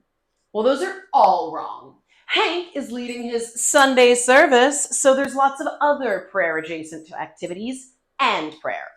The upset over the vote to keep Hank has resulted in some changes in the congregation. He forces everyone to go around the room and introduce themselves like some sick HR training coordinator. Frank literally lists off 14 different families introducing themselves. I'm going to speed read this as close as I can to the abilities of Trisha Paytas for you, for your entertainment, with zero digital enhancement. To Hank, it seemed just like the gathering of the Special Army. Ralph Metzer, sophomore at Whitmore. Judy Kemp, sophomore at Whitmore. Greg and Eva Smith, friends of the Forsyths. Fitted and Betty Jones. We run into Whatnot, shop over on 8th Street. Mike Stewart, I live with the Jonases and I work out of the mill. Carl and Ginger Barton, we're still new in town. Cecil and Mary Cougar, we're sure glad to see you all here. Ben Squires, I'm the guy who brings you your mail if you live on the west side. Tom Harris, and this is my wife Mabel. Welcome to all of you. Praise the Lord. Clint Neal, I work at the filling station. Greg and Nancy Jennings, I teach and she's a writer. Andy Forsyth, praise the Lord. June Forsyth, and amen to that. I'm Ron Forsyth and here is Cynthia, and I'm the pastor at the Cave. His voice cracked with emotion. I just want to thank you people for praying for me and caring. And then Hank gave an inspirational speech and he and Mary signed everybody up for Plexus. Okay, but seriously, I want to note that I started with Hank seeing this as the roll call of an army. This is Christian fiction, but it feels like Christian fantasy a lot of the time. I get the vibes that I get from preppers, where you can tell they kind of wish that the world would implode so that they could kill a few people and rule over their little domain. I cannot emphasize enough how many people I knew who behaved as though scenarios like this were actively happening. Like their every thought and action was part of spiritual warfare. And they were a bit too excited for that, to be truthful. Because in that world, in their religious spirit world, they're warriors. They're the sons and daughters of God, and they're anointed with his power. They aren't just normal people with minimal control over their own disappointing lives that make them crave the fantastic. They aren't individuals convinced that something other than them must be to blame for all the frustrations in their lives. No, they're the remnant, the army of the Lord, the chosen people of the ordained. You can see how this form of transferring responsibility to spirit realms and the supernatural creates a permanent loophole for negative behavior. It's always someone or something else doing things to you. Marshall isn't being spiteful, it just comes across that way. And that way he's never responsible for the spiteful way he treats his daughter. We're going to war, there will be casualties, no? Back to the church service. The man that Hank met at the drug den arcade and his wife announced that they accepted Christ and flushed all their drugs down the drain. Here I go tangenting again. So this idea that the spiritual side of the Christian experience can influence real life is putting out there that someone can overcome addiction with a few simple words to God. You and I both know that that's a gross misrepresentation of how those living with addiction are affected in our world. There's no moment so impactful, no feeling so strong, and there are no magic words that make it go away. And purporting that somehow your love or belief in Christ should be so strong and formative that it cures addiction is a dangerous idea that only adds to the guilt of a relapse. It's a daily struggle and a daily commitment. It's so diminishing to just put that on God, and it's so invalidating to act like that could magically fix things. Anyway, this pisses off the demons, and they have to tell Rafar. I'm honestly pissed off at this point too, and the tea is not working. While Rafar is being informed, Tal and Guilo are checking in on Kasif at the Omni Corporation in NYC. The corporation seems to be located in or own ownership of a fancy hotel with shops and such. They see a ballroom reserved for the Universal Consciousness Society, and they end up going past that into a ladies' room and breaking a window locked for later use. As they're hanging out around the hotel, they note the diverse group arriving for the UCS. This is important to note because Frank kind of doesn't seem to trust anyone not white and in love with Christ. There are some super weak Book of Revelation references here, but they don't provide context or insight, so I'm not going to get into that. The angels make reference to Langstrat being the whore of Babylon. Harlot is the word they actually use in the book, which is extreme given that she hasn't engaged in any sexual activity on page. I'm not sure how much you know about the universal consciousness theory, but in short, it's like Gaia for the whole universe. Everything is connected in ways we don't fully understand, and if we can focus on our similarities over differences, we can tap into the universal consciousness to use it and fully reach a state of understanding, nirvana, where you can tap into others. I took a lot of liberties there, as with many ideas about our nature and purpose as humans, there are many interpretations of the same core beginning beliefs. The bones that this book has to pick with that are the idea that having no God means an automatic belief in personal godhood as a being above God. And while that makes no friendly sense because it still indicates a belief in or the need for a God to place yourself above one, that's a big bone. Frank also hardlines having no idols, so allowance for any belief with a figurehead isn't okay with him. Even though that's Old Testament doctrine and arguably may not apply at this point, he's pissed. Finally, universal consciousness is an autonomy to an extreme. Everyone is equal, so all of our journeys are equally important. No one has rights to another person, their thoughts, or their feelings. Hurting others is hurting yourself, and you should seek the place you fit in the world around you in a harmonious and self-fulfilling way. This fully disgusts Frank, and even characters that aren't very religious find the idea of personal freedoms and autonomy to be immoral or kind of even lewd. There is some reference to a universal religion or form of thought in Revelations, but I don't remember it very well. I haven't read that acid trip of a biblical book in years, though, so if you want me to talk about how Christian media misrepresents and cherry picks that entire book, let me know and I can brush up. It's honestly one of the coolest chapters of the Bible by a lot, and I'd sort of be down to do a summary of it so that we could talk about how it was presented in books and movies over the years. Okay, we have to get back to this book that has a global cabal meeting in a hotel in New York City instead of like in a secret mountain mansion or on a yacht or something like that. Tal and Guilo consort to have Guilo distract the demons to get Susan away from her bodyguards. He does a super bright blitz, and Susan escapes out the window of the restroom using the previous broken lock under Tal's supervision. Guilo fights a bunch of demons in the alley under the window using pretty light. If we didn't know everyone was going to judge her, this would honestly be a moment I really appreciated, but she isn't saved and doesn't escape. Susan calls her ex Weed and tells him that she has info on her old roommate Pat and asks him to contact Pat's sister, Bernice. This is Weed, by the way. I think I forgot to introduce him. She sounds desperate, and Weed is casual as hell while she literally tells him that she is afraid of her boyfriend. Susan does convince Weed to assist her, and then the heavenly host help her climb back into the bathroom window to keep putting up with her toxic villain boyfriend. Because the angels are involuntarily using this woman to provide information to their actors despite the heavy implications that she is in serious danger. I get that they have tabs on her, but this always upset me as a kid. She shouldn't be going back into this. Back at the Clarion office, Carmen is honestly killing it. She's helping with the article approvals, fixing the coffee machine, and working all around the office with day-to-day issues. Bernice and Marshall are interviewing Weed, and he explains how Susan got involved with Kasif and suddenly fully bought into his progressive ideals. Everyone agrees that the people influenced by Langstrat speak in code, except they don't. Because remember when Sandy stood up to Marshall? She was just saying that she's her own person and doesn't owe him an explanation or to fulfill his purposes. Even though it takes a while, Weed emphasizes that Susan was afraid and that she called him and needed help. I am going to give him points because he's literally described as a jilted lover and didn't seem overly empathetic when he spoke to her, but I am glad that he communicated her fear. He explains that back in the day, Susan and Pat had some fights over her relationship with Kasif, both Kasif's beliefs and their relationship, really. He goes on to tell them that Pat was investigating Kasif and Langstrat, but then later, when he saw her just a few days before she died, she appeared to be into that group's beliefs. Weed mentions that a man named Thomas, that no one has records of at this time, that was potentially harassing Pat. Okay, we're going to jump back over to what Marshall is doing right now, and there's another character that I forgot to show you I have a picture for. This is going to be Ted Harmel. He is the old newspaper owner. He's going to come up a few more times, and he's scared shitless of everybody ruining his life. Okay, Ted Harmel calls Marshall and agrees to do an interview. The ex-editor hints to some info about the owner of the local grocery store, but we don't get any new info except the audience reveal that Carmen is listening in on her job. She's just doing her job. The phone is not even tapped. She's just literally listening to the office with the door open behind her desk. In the next chapter, Marshall goes to physically meet with Ted while Bernice is hunting down pointless leads that go nowhere.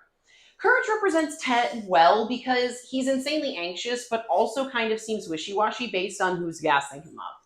After the two of them hike up a hill on his property in the woods, Harmel blames the assault charges against James Farrell, the creep pastor, and his own failed career on conspirators. He also claims that while meeting with Langstrat, he tapped into a universal consciousness. Ted Harmel explains that Langstrat has control over a large number of people and that she may have moved several smaller characters from their places to eliminate complications for her plan to take over Ashton. I really enjoy that they use the language that Langstrat's group melds their minds together. Beautiful. As a side effect of these meetings he attended, he still feels and claims that Langstrat calls to him in his mind like a ghost. She is literally the coolest bitch. Can you imagine just some beautiful woman whispering to you in your mind about all the sick-ass powers Satan wants to give you? I'm so down for that succubus love story. This next scene is kind of a turning point in the story for Marshall. Harmel suggests that the forces at work are spiritual and not just physical. Despite claiming to not be particularly religious, he is extremely open to this suggestion as reasonable.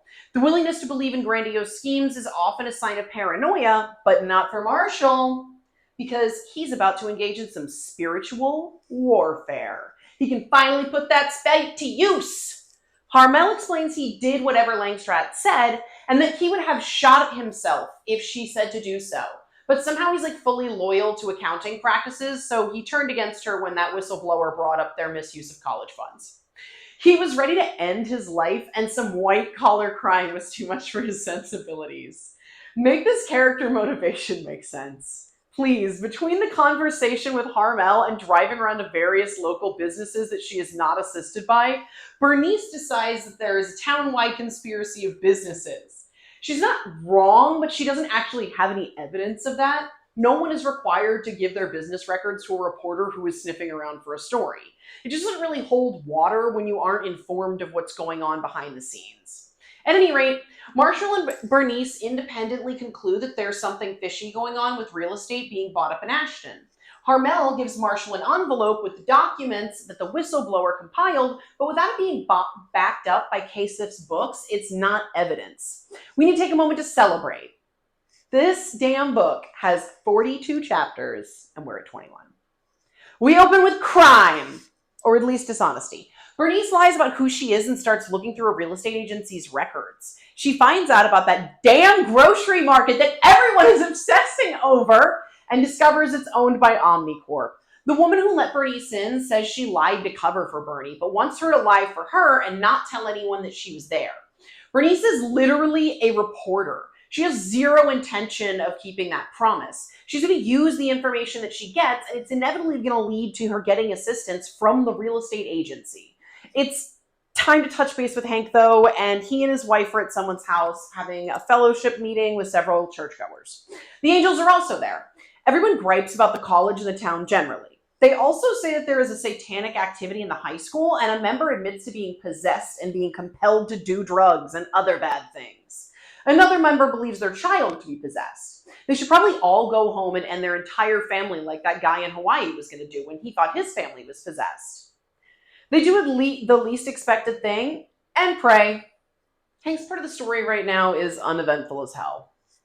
Marshall's deeply neglected wife, Kate, has a scene where she legit begins crying because Marshall has stopped coming home for dinner like he did in New York, and she has no idea where her adult child is. This is a short scene, but honestly, it's really sad, and it gives some character development for a mostly overlooked wife. Even the Angels discuss that if his family continues to fall apart, Marshall Hogan is headed for a downfall. Oh well, back to men. We cut back to the Clarion office, the third location of the book in case that wasn't clear yet. Marshall hands over the financial documents to a CPA friend to review. They discover that someone in the county is diverting property taxes, resulting in many people appearing as delinquent on their taxes. This is causing the homes to be sold to Omni that should not be foreclosed on but suddenly are. They narrow down that all the college regents' homes are currently owned by Omnicorp. They resolve to do basic journalism research to discover more, but also discuss that maybe targets themselves. Marshall and Bernie touch hands, and maybe this is meant to imply a romance seems to be budding, but their relationship has nothing been but a boss to an employee, or maybe like a father to a literal child. Arguably healthier than his relationship with his own daughter. So I find those implications kind of gross, if I'm honest. In the spirit of real journalism, Bernie arranges a meeting with the Carlucci family, who used to own that grocery store that we literally cannot move past. She disguises herself as a cleaner and goes to their humble abode to speak to them because they're afraid they're being surveilled. They claim that they were told bad things would happen if they didn't sell their store, and when they refused to, their son's hand was broken at school. They're 100% confident evil spirits broke his hand, and he is still being tormented by the memory of the spiritual attack. During the intimidation, the county accused the Carluccis of not paying their taxes despite the funds leaving their account, and they did not go to the tax bill. This is followed up by claims that customers fell off after ghost hauntings in the grocery store, and finally, after their family was tormented by evil, they decided to sell the business for half of what it was worth and move. While Bernie is conducting the interview, Marshall travels to meet his replacement at the New York Times. He called it a favor to get some info on Alexander Kasich and is being presented with what can only equate to the notion of a global cabal. Omnicorp owns real estate, oil, stocks, retail stores, mortgage companies. We're missing everything but the blatant accusation that this is a Zionist conspiracy. Marshall's friend describes him as, "I'd say this guy is a perfect cross between the ultimate guru and Adolf Hitler, and he makes Al Capone look like a Boy Scout. Word has it that even the mafia is afraid of him." We've had no evidence of physical violence, no evidence of racism, honestly the opposite, and no evidence of war crimes. But sure, he's basically Hitler. This is gross for obvious reasons, but the implications don't end there as we finish out the scene learning this is a worldwide organization that ties Omnicorp to the Universal Consciousness Society. It feels like we just compared the head of a secret Zionist global conspiracy to Hitler of all people. And I understand he has made no mention of Jewish people at this point, but if you were at all in the world of conspiracy or alien theory, this is such a large neon dog whistle.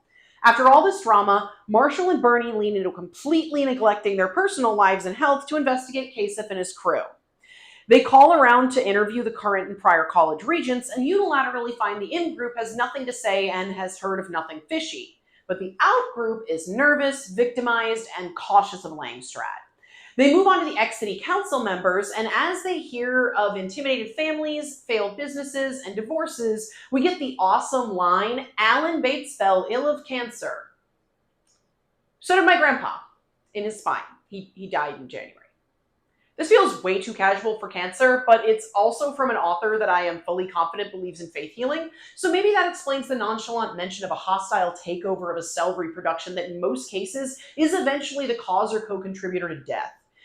I'm a morbid girly. My grandpa and I joked a lot about his and all of our passings, but this is even too chill for me. You don't fall ill of cancer. Cancer is some illness. It's a disease that causes 1 in 6 deaths worldwide. You don't fall ill of cancer, you fall dead of cancer. At any rate, all this spooks Marshall and Bernice. Let's see if they shift to worry about their families and friends. They don't. In fact, Marshall even thinks of his wife as a newspaper widow. You know, like the classic American football widow, but honestly, maybe more healthy. I don't know, it's a bad dynamic either way. It's so cool to see the men of God fully ignore any family obligation to be a warrior of the Lord.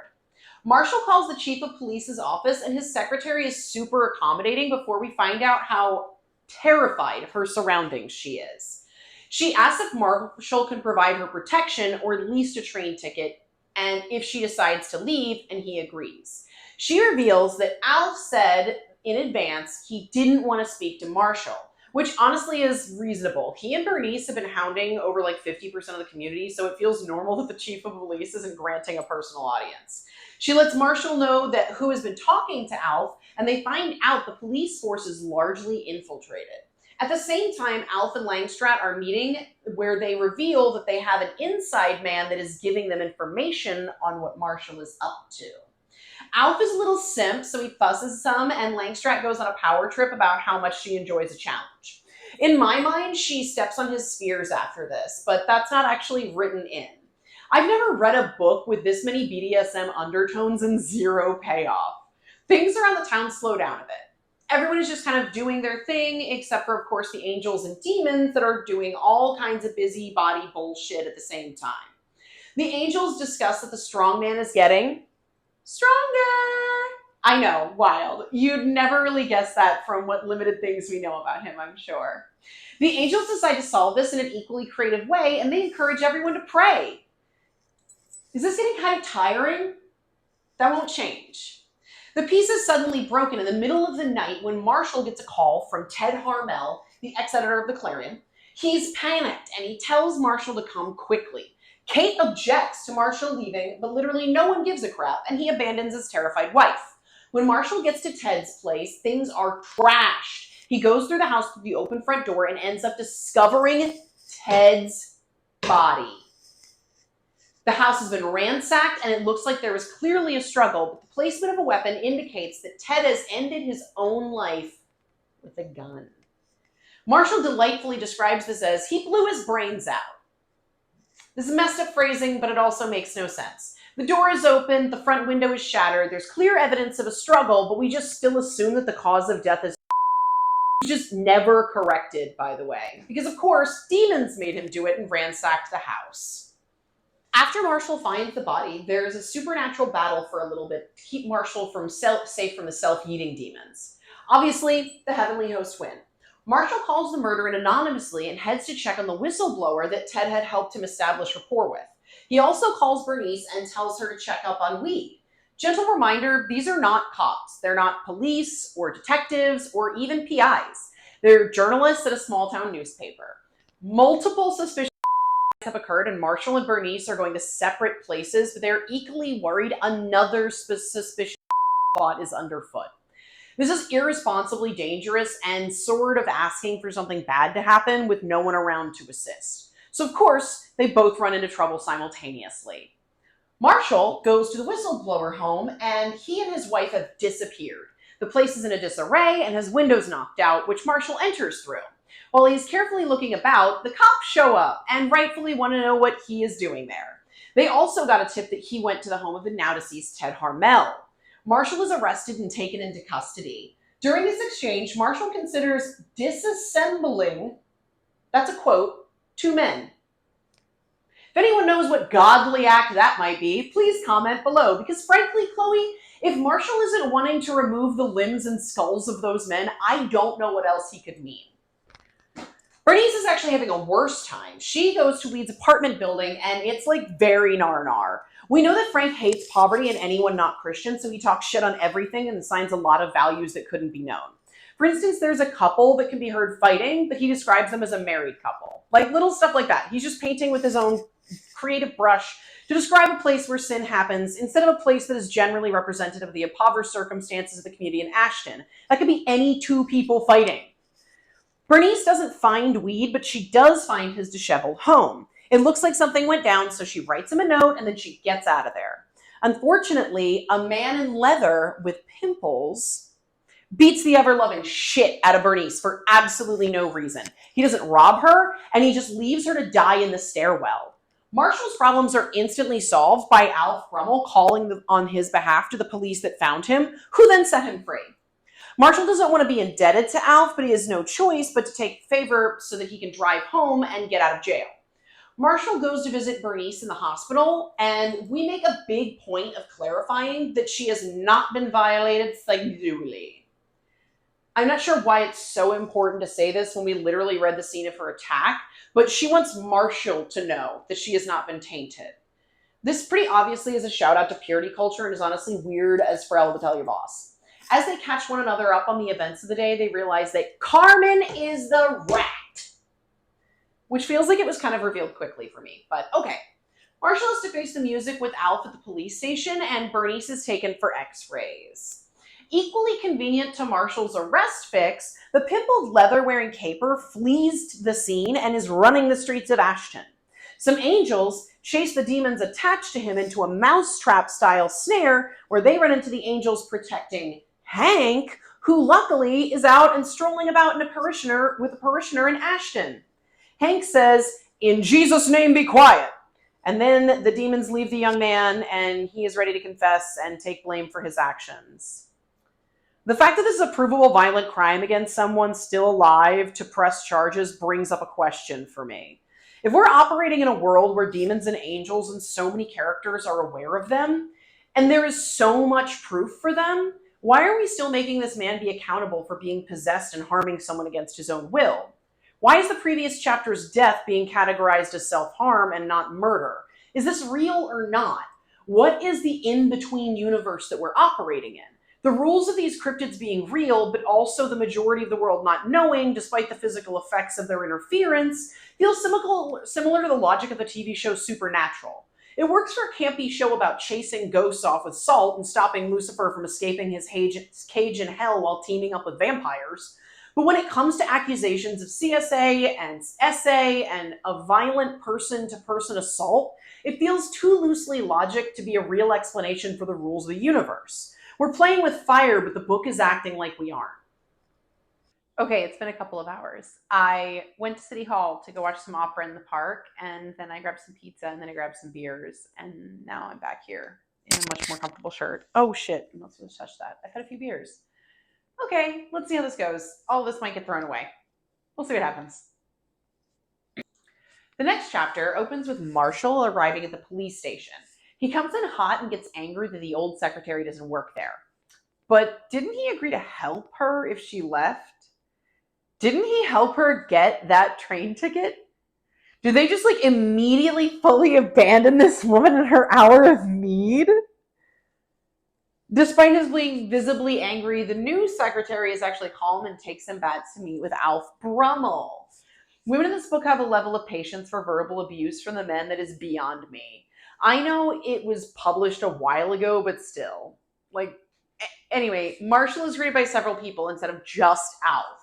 We are about to witness a level of white man in the 80s privilege that is unmatched. Marshall kicked the door shut with his foot without looking away from all of these people now gathered, no doubt to have it out with him. Oliver Young was there, as was Judge Baker, County Comptroller Irving Pierce, Fire Marshal Frank Brady, Detective Spence Nelson from Windsor, and a few other men Marshall didn't recognize. And finally, the mayor of Ashton, David Steen. Cool. Totally normal to show up to a police station kicking in doors in front of the fucking mayor. At first, Marshall really thinks he has a hand up on the group in the room, and that their being here clearly colluding is even more evidence of his suspicions. Alf patiently introduces everyone in the room, adding Tony Sulsky, a local attorney, and I believe you've dealt with Ned Wesley, president of the Independent Bank. We understand you've had a conversation at least with Eugene Baylor, College Region. And of course, you remember Ginny Claiborne from the commercial printers, because Franklin needs us to know he can make up names and jobs. I read intergalactic space war sci-fi. There are like a lot of names, a ton of moving parts, and it can frankly be really hard for my ADD brain to keep up with. But the characters matter and they have distinct features. They have distinct speaking patterns and they have a meaning outside of being part of a list. This book feels like it just names characters to name them. Marshall refuses to take a seat because he is outnumbered and an alpha. Does he stand during doctor's appointments if a nurse is present? Does he think this group of local political and business figures are going to Caesar him and do a group stabbing? Marshall asks the room which of them assaulted Bernice. We already know it wasn't anyone in this room. We literally caught up with the character who did harm to her who confessed to it. I will say Brummel replies that things happen when people aren't careful, which is deeply lacking in empathy, but not actually an admission of guilt, as he literally did not do it. This sets our man off, and he goes on a tirade about homes being bought up by the Omnicorp, people being chased out of town, the financial issues at the college, and of course, Langstrad. He goes so far as to say that if the people in the room are public servants, Hitler was a humanitarian. Sir, this is a Wendy's. He then threatens to publish all his research in the paper, claiming to have ample evidence to follow through with his claims. This isn't true, though. Omnicorp is legally buying the houses. There is no way to prove a demon tormented people to make them leave town or sell their homes. And the instances of taxes being claimed delinquent when they are not is also provable in court. Basically, Marshall doesn't like these people, and at most it seems like there's a bit of insider information being circulated as far as proof goes. At the end of the day, any of the mentioned financial crimes are easy to prove with something as simple as a receipt. The group reveals they know all about Marshall and Bernice's investigation, including the info that he has, who he's interviewed, and how much he knows generally. They remind this man who was an editor-in-chief of a famous New York paper that he can be sued for libel and slander. I will say the group admits to a lot, like way more than they need to. They admit to being part of a global cabal, essentially, and then they admit to being willing to obfuscate the truth to get their way. And we're finally getting the cult vibes this book needs. Marshall makes more threats in the police chief's office, I just want to remind us, and then he tells someone to drop dead before swearing that he will print when he's found and turning to leave. Before he can go, it's revealed that the Clarion is being foreclosed on for non-payment. Apparently, no one in this entire city keeps receipts of any major payments they make, and no one mails any payments directly to the IRS or their mortgage company somehow. I don't know how for sure, but there would need to be an extremely elaborate mail interception scheme going on for this to work. Please bear in mind that Marshall is yelling at these people, mentally fantasizing about a physical altercation, and accusing people of crimes in the office of the chief of police. Obviously, anyone not a white male main character would have been arrested at this point. He's screaming and making threats to people's safety. But no, consequences just don't seem to exist for Marshall.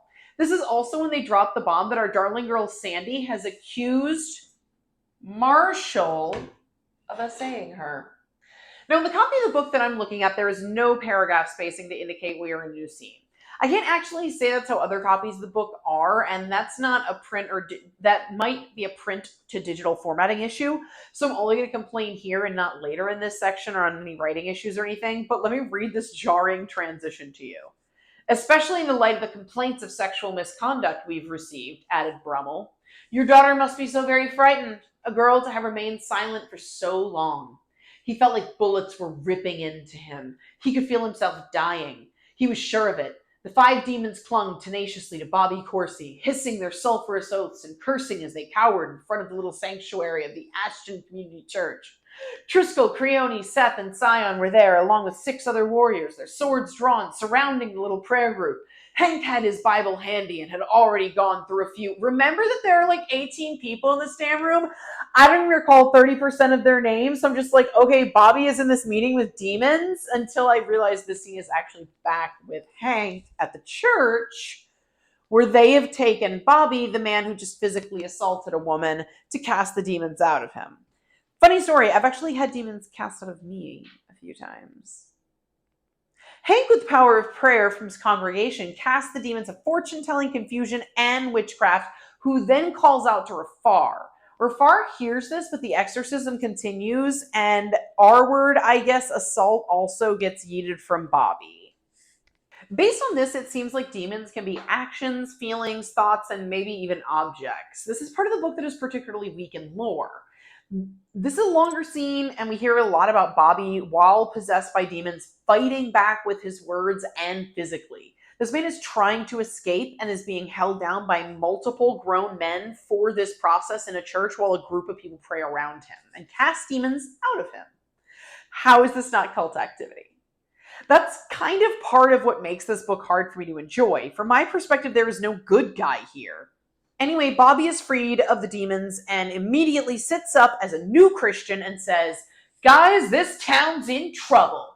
Wait till you'll hear what I've been up to and who I've been working for." So I guess you remember everything that happens during demonic possession, and that's kind of traumatizing. I feel like I'd ask if Bernie is alive, maybe.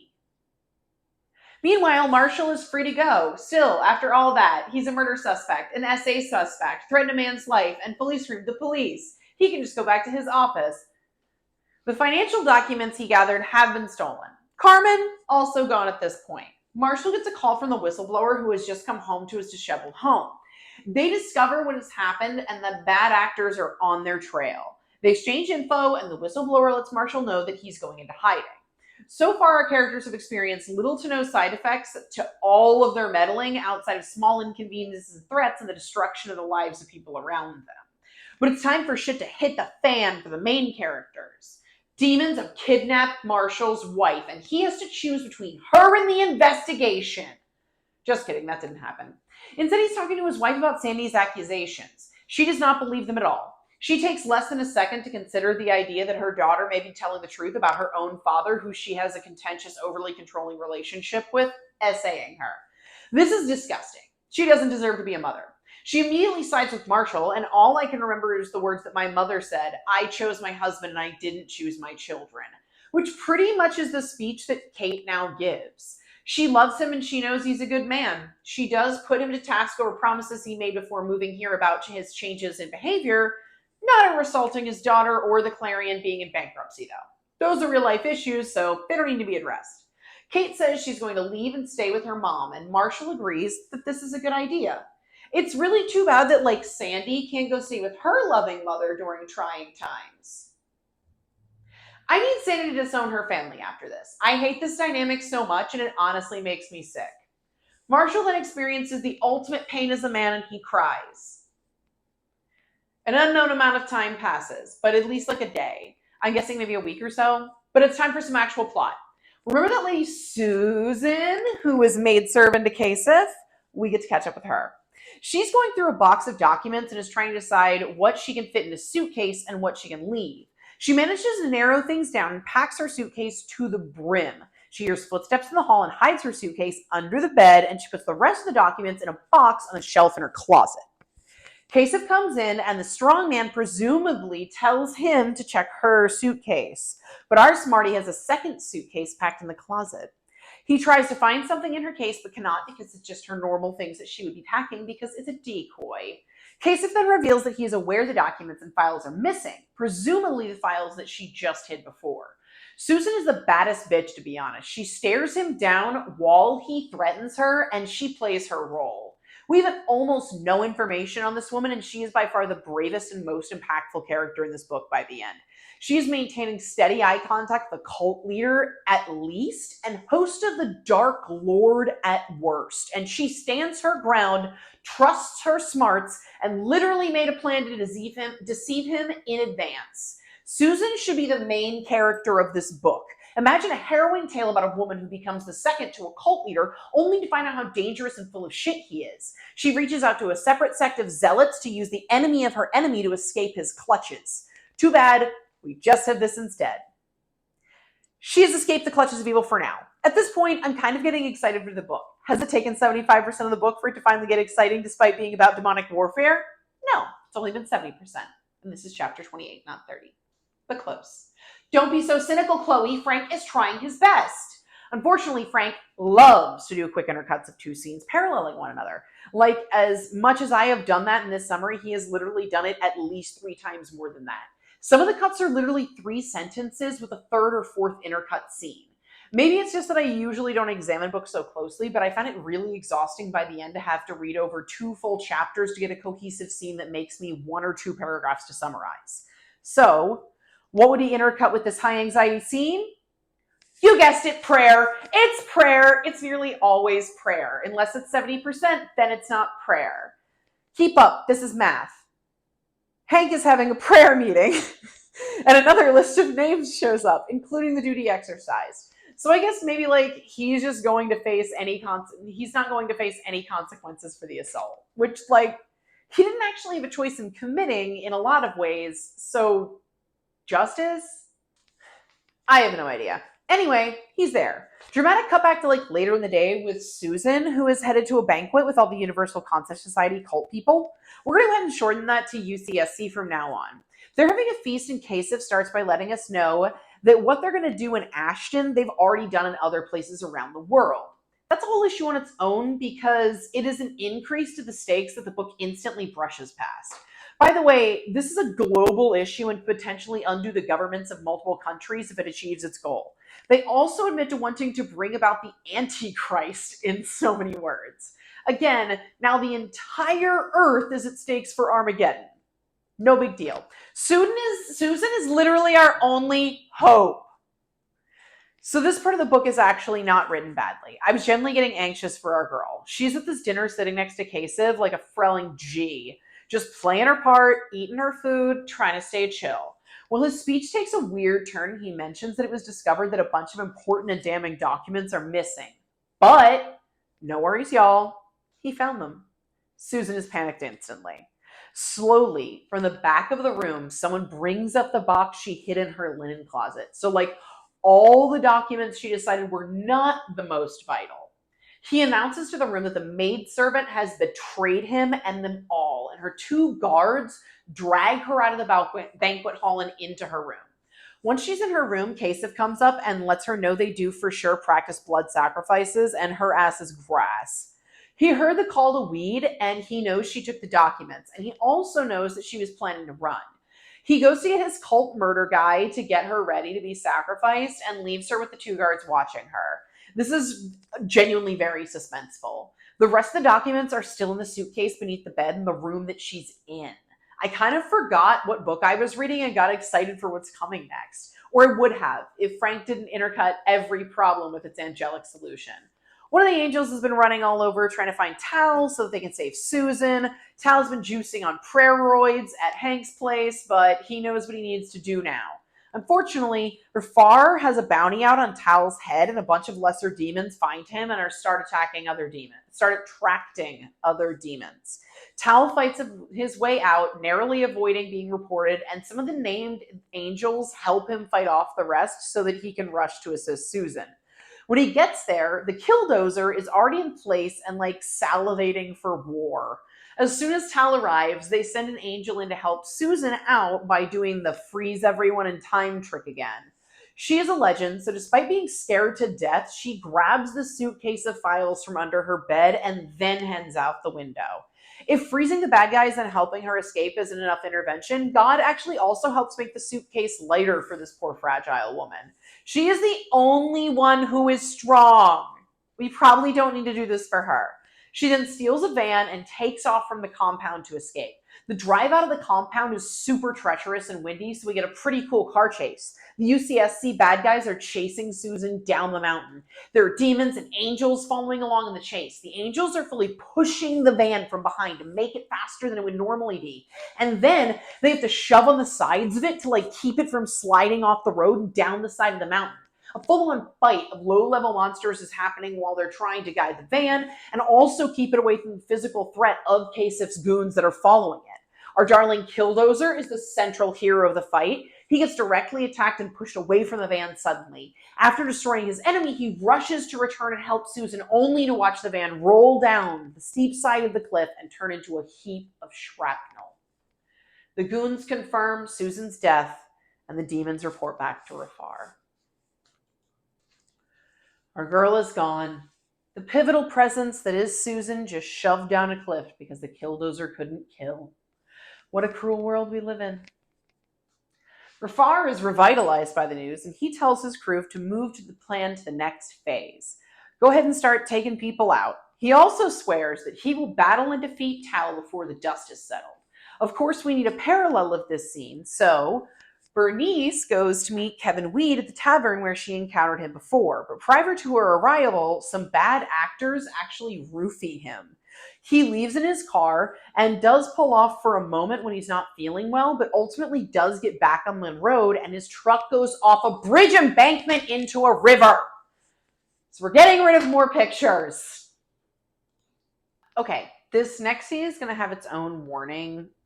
This is going to be told from the perspective of Marshall, and he is essentially going to corner his daughter, who is very afraid of him at this point, and refuse to let her leave the room. If that's going to be uncomfortable for you, I will put timestamps on the screen and you can skip this as well. It's scary, and I am going to describe it from her perspective after, but we're going to go ahead and do a good amount of reading directly from the text, and I want you to be prepared. Marshall finds Sandy at home packing up her things. I felt it coming. I knew what Mom was thinking, and I think she was right. You get along so well all by yourself. We may as well let you have it that way for keeps. Where will you go? Sandy looked up at him for the first time, and Marshall was chilled and even sickened by the look in her eyes. A strange, glassy, maniacal expression he had never seen before. I'll never tell you, she said, and Marshall couldn't believe the way she said it. It was not Sandy at all. Sandy? He said, gently pleading. Can we talk? I won't put any pressure or demands on you. Could we just talk?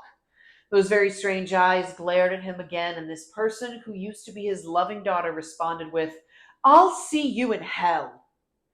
Marshall immediately sensed those all too familiar sensations of fear and doom. Something had come into his house.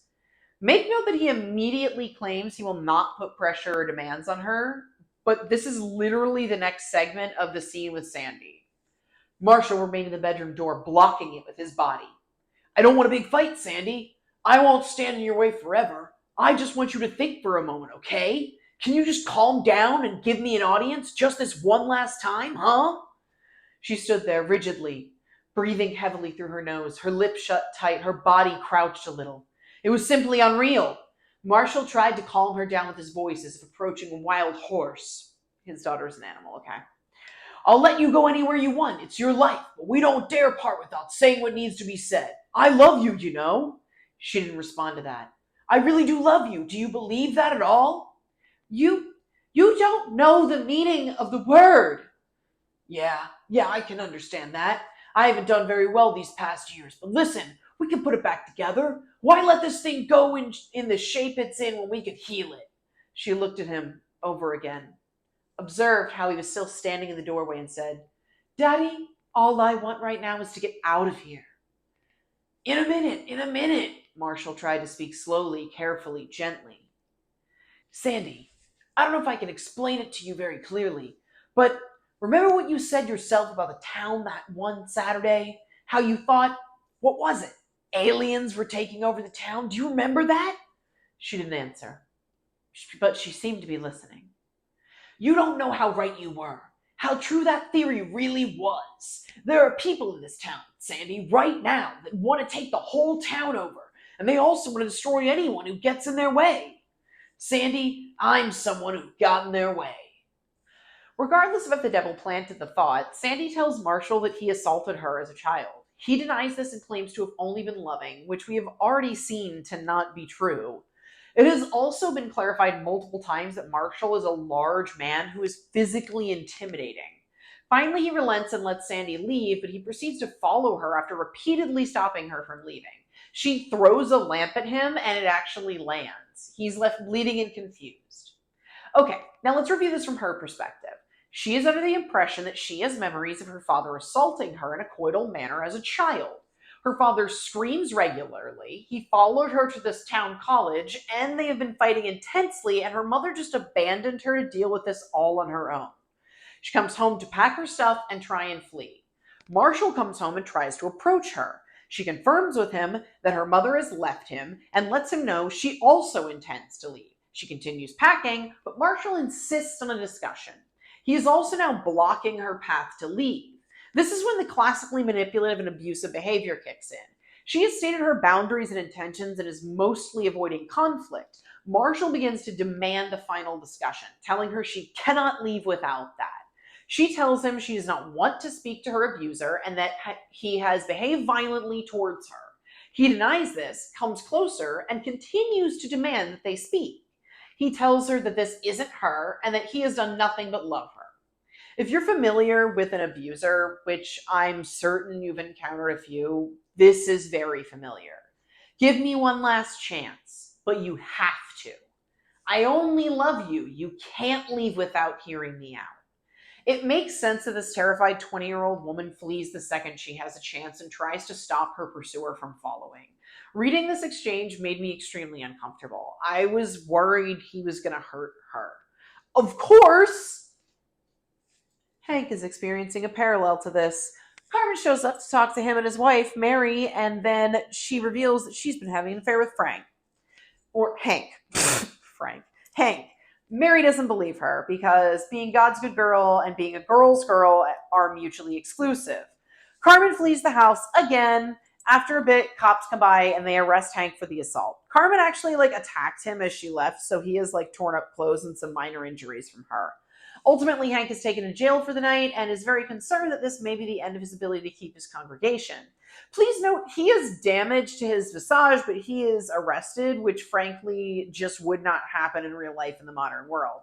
Because everything interesting happens to Marshall, he is trying to find evidence of the wiretapping and uses the help of the old secretary for the chief of police, because apparently she's around now.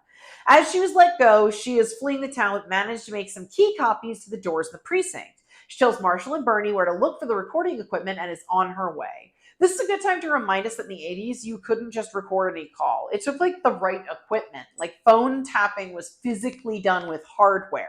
So this is a valid quest. The duo decides to make their move and they successfully break into the precinct and find the machine and even listen to the call between Susan and Weed that most likely led directly to both of their deaths. They hear someone coming and they hide, but Marshall can't keep his mouth shut when it's Carmen and he tries to intimidate her. Somehow he has forgotten that he broke into police property because there's a woman he needs to berate. Officers and even the chief and Langstrap show up. They acknowledge that they see Bernice, but Marshall solidifies his charges of resisting arrest and Bernice is able to flee. Not sure what the plan is here though, as again, multiple people already saw her, so she instantly has an APB out. She escapes into the woods and then a field and then manages to avoid capture for the night. Marshall is taken to the jail. Who else is in jail? Hank. It's time, Chloe. The boys are about to become besties. They're trying to control global warming. Get it? Global. Hank and Marshall wake up the next day in prison to toast and eggs and then complain about it, despite them being in a literal jail cell. Marshall sulks until lunch when they get sandwiches and soup because this is Panera, apparently. The two introduce themselves to one another and then realize who the other is. This kicks off the long process of them getting one another caught up to speed on their current situation. They keep talking all day, and then these fuckers get fried chicken and a fresh vegetable for dinner. Can someone arrest me and take me to jail specifically because right now these imprisoned white men are eating a more balanced diet than a free woman with a college degree? Eventually, the conversation leads to them to camaraderie and a better understanding of the plots unfolding around them. Hank emphasizes to Marshall the God stuff, and Marshall is pretty into it. I'm sure this would be touching if I wasn't me and hadn't lived any part of my life. Marshall holds out on his full commitment to God, but then wakes up in the middle of the night and asks Hank to lead him in prayer to salvation. But I think he was already saved. So, lead him to a more serious dedication to God. While this is happening over 2 full chapters, way more interesting and important shit is going down with Bernie. Like a what? I mean, what? The baddies know she's slated to meet Susan at 8 p.m. at the tavern where she reconnected with Kevin Weed initially, but they also know Susan is dead. So there's minimal risk and they just need to stake out Bernie's home and the tavern and they'll get her. A kindly stranger finds Bernie as a complete mess in a field and offers to give her a ride on a motorcycle. The woman also gives her some lunch and water and generally lifts her spirits. It's understood that this person is likely an angel, but I don't believe they say that outright. At any rate, this figure helps Bernice get to the tavern and suggests that she wait at the diner across the street to lay low until the meeting time that she had planned with Susan. When the time comes, Bernie waits in the tavern until the bartender tips off Kasif's men, and she has to make a run for it out of the back of the building. After making a break for it, she manages to run into Susan, of all people, in a literal barn. They share stories and are having an emotional moment when Kevin Weed walks into the barn. Stephen! I thought you were dead! Fucking hell! Yeah, it turns out when he pulled off, someone stole his truck and he was in the bathroom. That random stranger went and stole his truck, and we never mention it again, but that random stranger did fall into a riverbed and die. The book also doesn't care about any of these plot holes, so let's move on to more unexplainable things. Apparently a second rando stole the van that Susan was gonna get in, it ruins one of the best scenes in the book. What a weak explanation that they both have for the exact same coincidence and that someone died in both of these car crashes. Like a human decoy died. Also, now these pictures are back. Can we please actually have any personal risk for characters, please? Anyway, the throuple heads to a hotel to get cleaned up. Bernie has a broken rib for all of this. The walk from the jail to the field where she was found, the motorcycle ride a stranger gave her, fleeing the goons in a tavern, making it to the barn where Susan found her, and then walking back to the car, all with a broken rib. There isn't some statistic or crazy medical journal info to add here. Just imagine I kick you so hard in the chest it snaps one of your ribs. Now run 3 miles. Don't eat more than once for 2 days. Hyperventilate while you fight for your life, and then run another mile. The idea that she's just wincing while rewrapping her own ribs is dumb. If nothing else, she would need help rewrapping, as it would produce limited mobility around her torso from the pain alone. Then again, who gives a shit?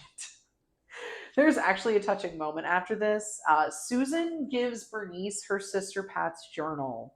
This moves Bernie to tears, and even more sincere, finding the journal in Kasif's room and reading it is what made Susan realize she was in too deep.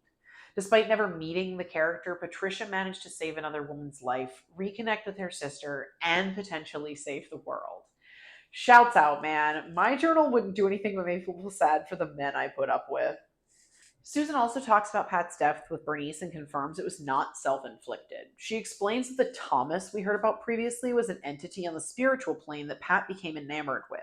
She says it's all a con game. Eastern meditation, witchcraft, divination, science of mind, psychic healing, holistic education.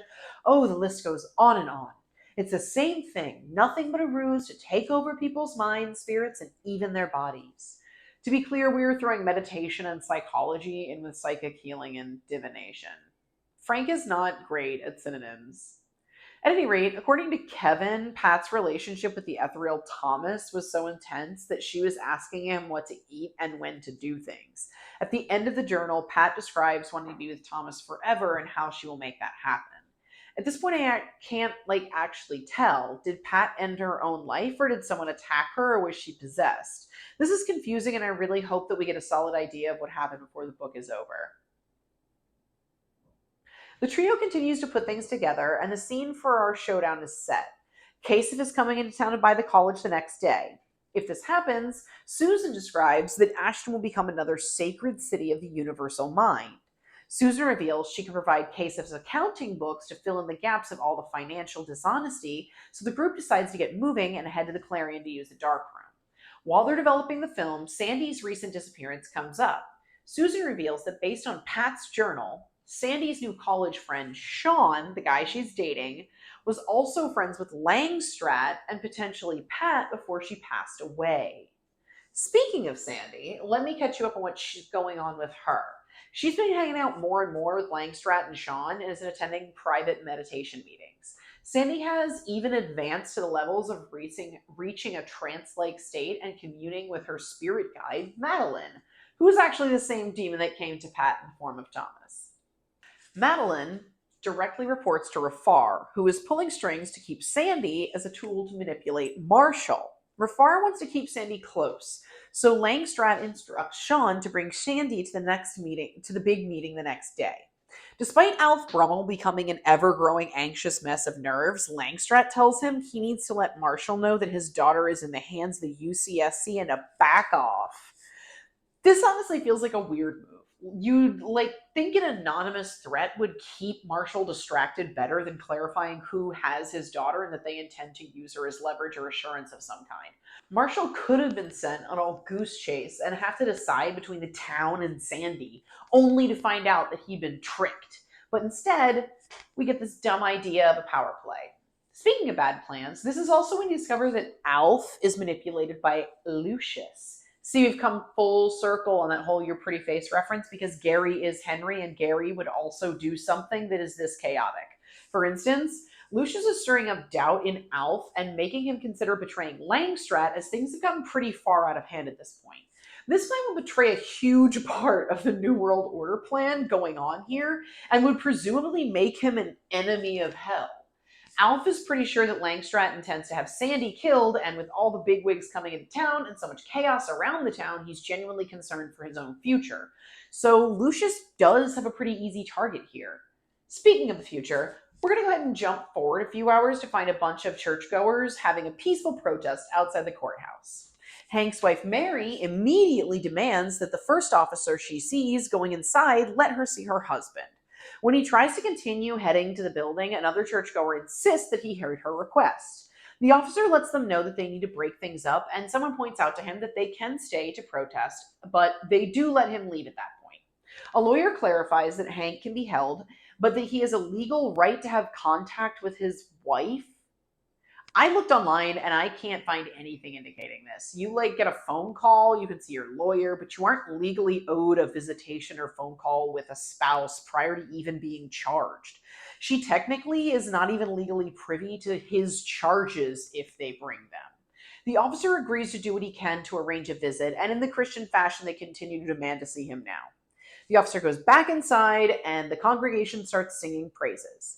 To be even more Christian, the sound of singing wakes up Hank and Marshall in their cells, and despite disturbing everyone around them, they join in on the singing for the specific purpose of bothering the officer's work in there.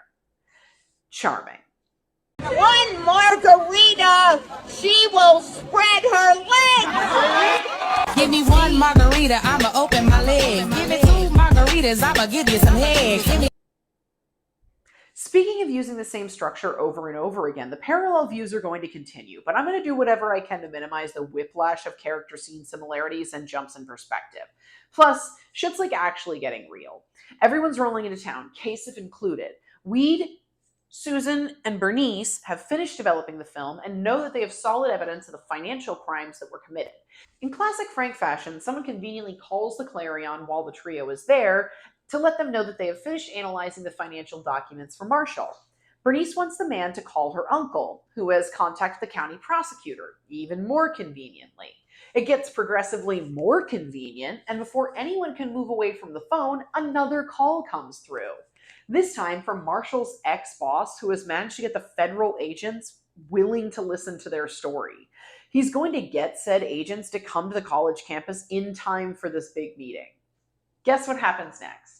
Surely Frank E Peretti, author of this fine 500-plus page novel, would not repeat the same unexplainable trope for the third time in a row in a single scene. That would be outlandish. It would be lazy. It could only be a comedy at this point. Well, it's the mother-frelling state attorney general calling for Marshall, Mr. Norm Madley, which feels like it's just a pseudonym for someone named Natalie Morm. The whistleblower is literally in Norm's office and telling the attorney general about the issues with the college funding. Norm has some hesitation about dropping everything to drive to a small college town by 2 p.m. that same day, but then Bernice drops this line: the town of Ashton is going to be taken over by an international terrorist organization by 2 o'clock today. Bernice! You really cannot call them a terrorist organization. And at this point, I don't even think we have proof that it's an international organization, even if it's a national one.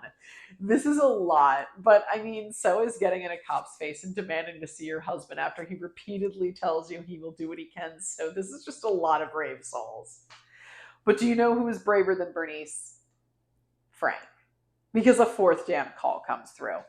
This time, it's the county prosecutor, presumably on their side, but as Bernice would say, there is a God. So the scene ends before we have to endure anymore. So we're building to a classic all-in-one location showdown, regardless of how many wild coincidences it takes. Well, it's technically like in 2 rooms, but still at the college. Alf pulls up to the police station to threaten Marshall, and instead he is threatened by the church members. They let Alf know that Carmen is full of shit about her allegation of assault, despite her literally being missing since she made the allegation, so they physically could not have even asked her. See how this is maybe like not a great message to give to people in high control religions that regularly face allegations of actual abuse? Because of the implication. The crowd of people defending Hank continued to threaten the chief of police by testifying against him, accusing him of conspiracy, yelling at him, and fully jamming fingers in his face. Like, how is no one getting blasted with a hose yet? Is this supposed to be America?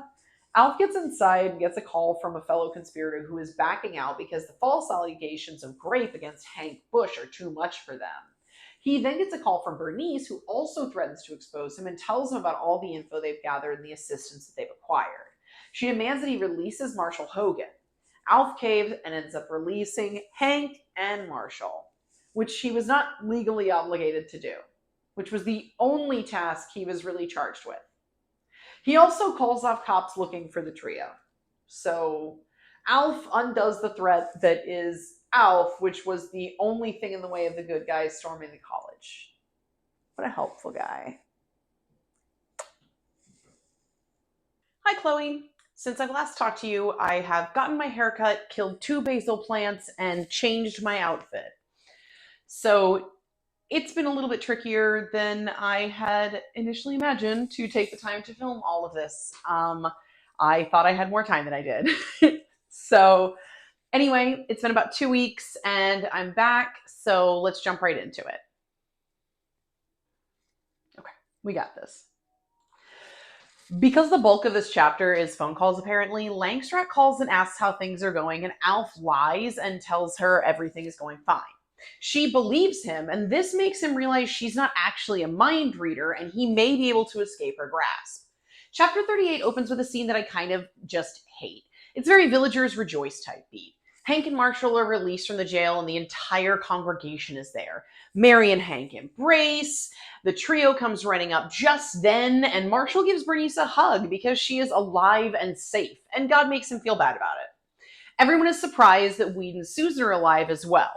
They all meet the pastor, and after some catch-up, they go to off-page plan making. It feels like a scene from a video game, like the timing of a cutscene needs with the NPC congregation and the parts of the party that were separated coming back into the scene. Though I will say it's not a bad contrast to the next scene, the details how the town itself is in an anxious, angry buzz. The citizens are fighting, people feel hopeless, etc., etc. It reminds me of the opening of a scene... why do I keep doing this to myself? It's like I've completely forgotten how to do this. It's almost like if you take 2 weeks in between like shooting, you kind of forget how to do things. And maybe if I would just like do things closer together, all the equipment I'd be used to charging, and like I would be used to the process of setting things up, and I wouldn't like have to warm up for 35 minutes every time I try and film. I'm going to forget that thought, never take that advice, and continue to do things as chaotically as possible. Okay. It reminds me of the opening to an episode of Supernatural. All the bad vibes are getting Rafar hyped on sin juice, so he's taunting Tal, just like kind of screaming into the air.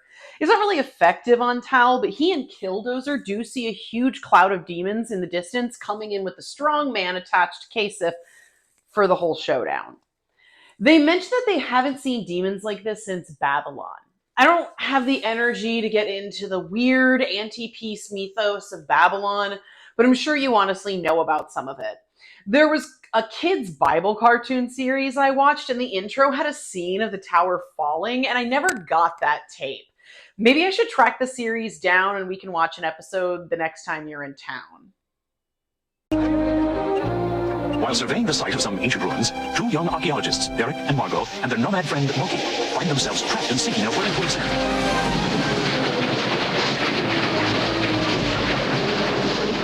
And when the dust settles, they stare up in awe at a vast chamber filled with giant relics and artifacts from another civilization. And there, at the far end of the cavern, a door with a strange inscription. All who enter these portals pass through time.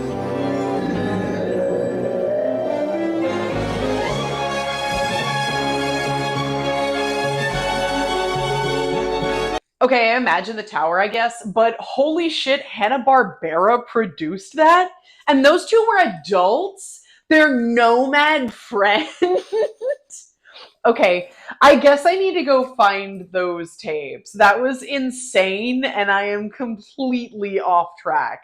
I think I may have been remembering the Joshua and the Battle of Jericho episode 1, because a bunch of people also die on a structure in that one.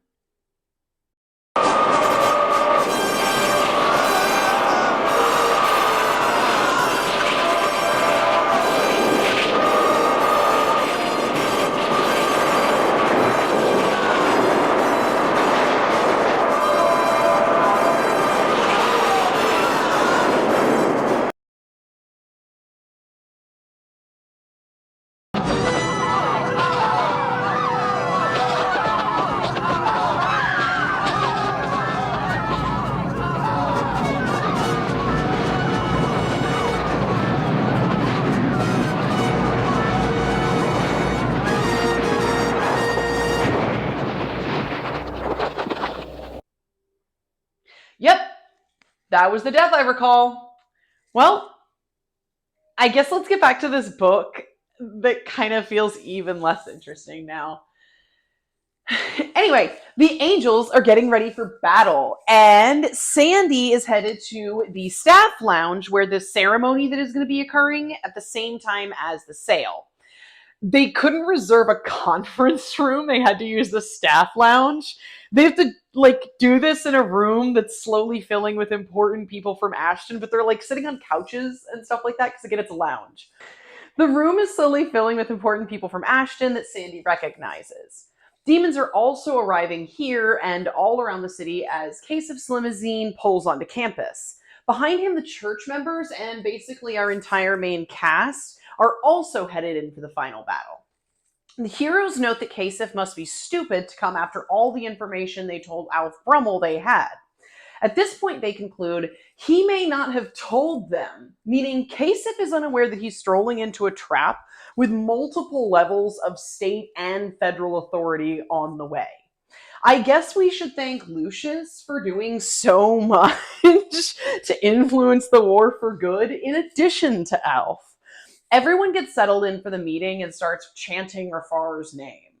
We're about to kick the cult vibes into high gear. Our heroes arrive on campus, and the Remnant, which is again just the fancy name that they're using for the praying church members, post up out front to strengthen Santa with their powers of belief. So we have Langstrat charging up Rafar and his horde, along with the Remnant giving Tal and his warriors the juice. Who can pray harder? What a riveting build-up! Rafar would probably be more upset about this, but Lucius has actually managed to keep any sentry demons from telling him about the Remnant. Again, thank you, Lucius, for doing the heavy lifting of defeating the bad guys. The strongman enters the conference room to begin the purchase of the college, and Brummel manages to just avoid being seen by him and slips into the staff lounge for the murder ritual with Sandy. Outside, Marshall isn't actually sure where to head to find Sandy, So the good guys just all head for the location of the college regent's usual meeting spot.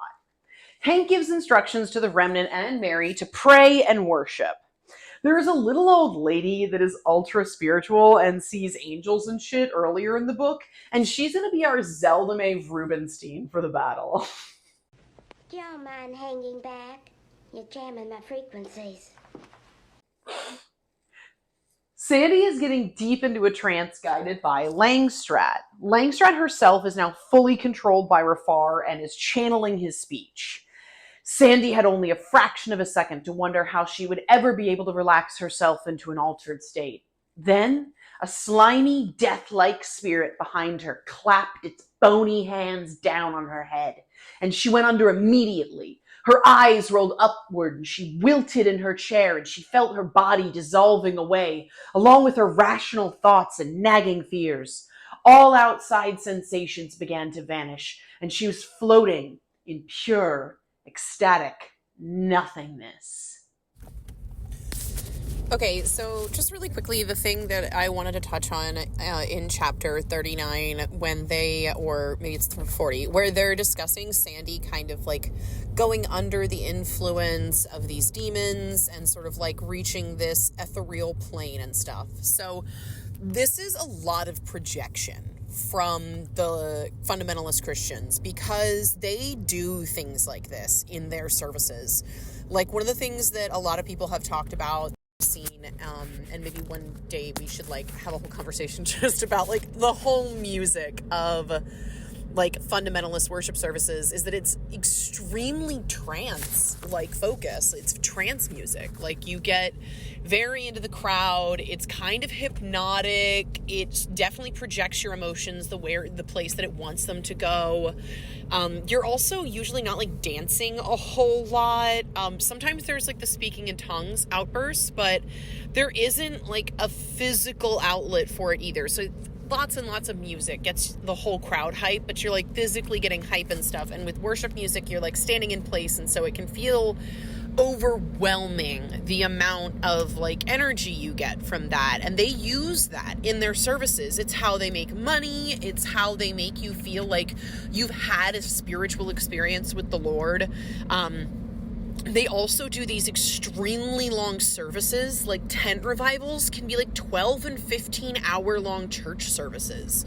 It's really intense, and it's kind of some of the same things that cults use, where like your external self is so overstimulated and often like undernourished that it's very easy to have a hyper spiritual and emotional experience. You know, I mean, yeah, if you don't eat for 3 days and go do ayahuasca in the desert, like, you're gonna see some shit, and you also might fucking die, dude.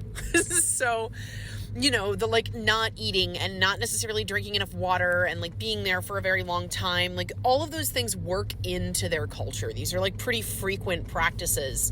And there's a lot of projection here where it's like, you know, Sandy is going to this transcendental plane and she has no idea how she could relax in an environment like that, but a demon just takes over and like her body dissolves, and you're like, yeah, like when you're in a church service and you're someone with hyper anxiety and you're around this group of people and everyone has been swaying you for the past 4 hours to confess your innermost sins and talk about the bad things that you've done and feel bad about the person you are and the choices you've made and the thoughts that you think, and to come down to the altar and to confess how you feel and to get right with the Lord, not do it again, and to tell an adult what you did so you don't have to feel bad about it anymore, to liberate that burden from your mind.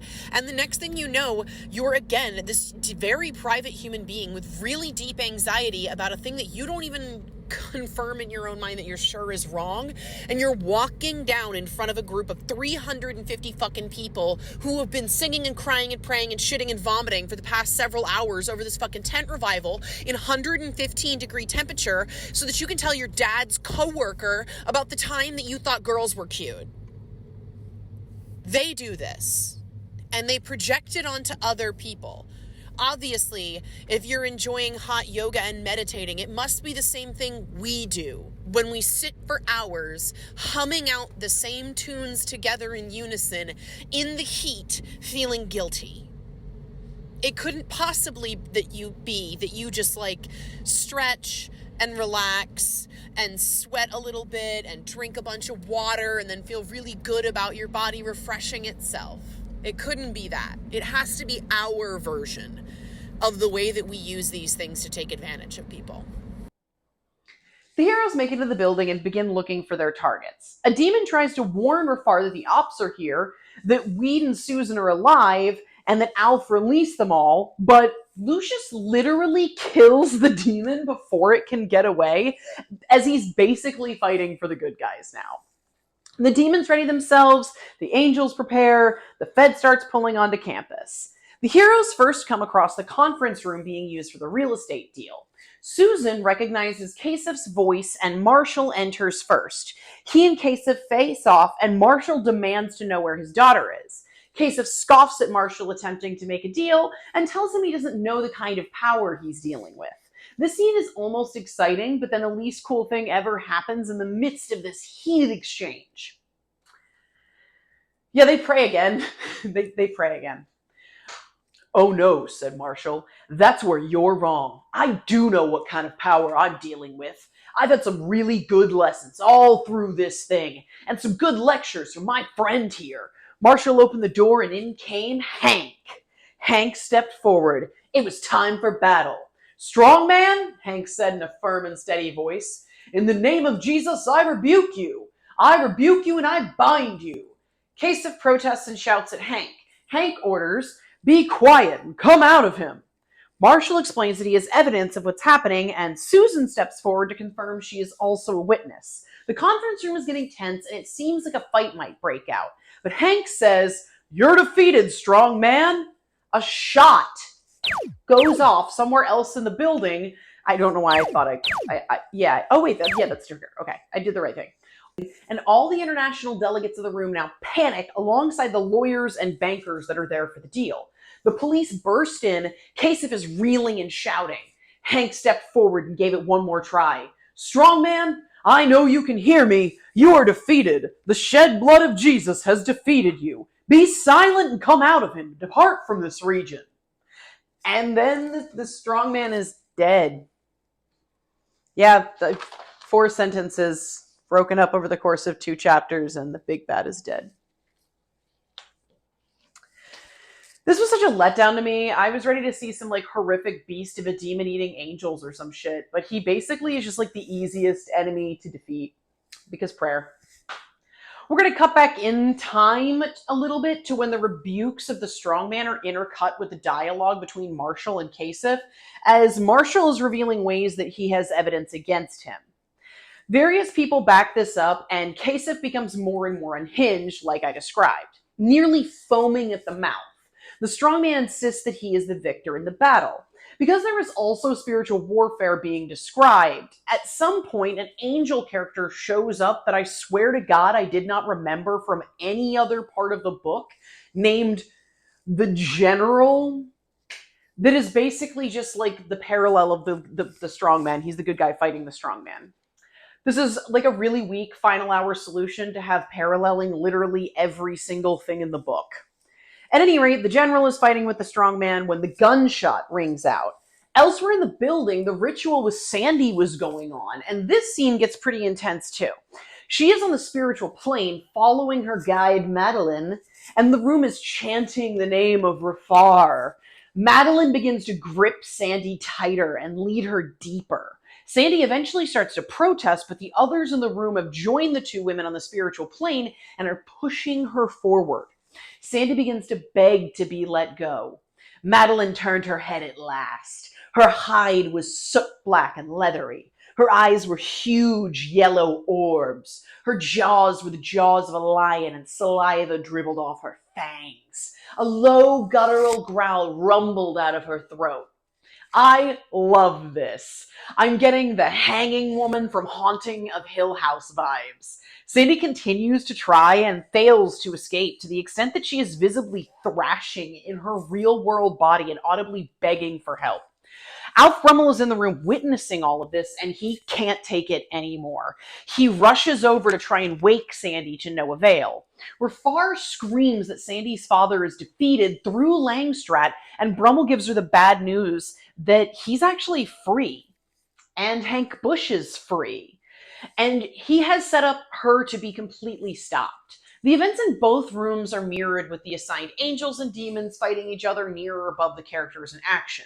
So in this instance, Rafar and Lucius begin fighting, because again, apparently Lucius is on the good side now. I feel like this works so well with the "your pretty face is going to hell" analogy, because Gary would come up with some shit to defeat Satan, but it would literally only be to his own detriment, as once Lucius defeats Rafar, he has also now lost the city he fought to become the prince of once again. It also basically makes Alf the Susan of plot catalysts. She secretly carried most of the cool parts of the story off page, and he single-handedly enabled the defeat of Kasif and Langstrat, who are technically the human bad guys.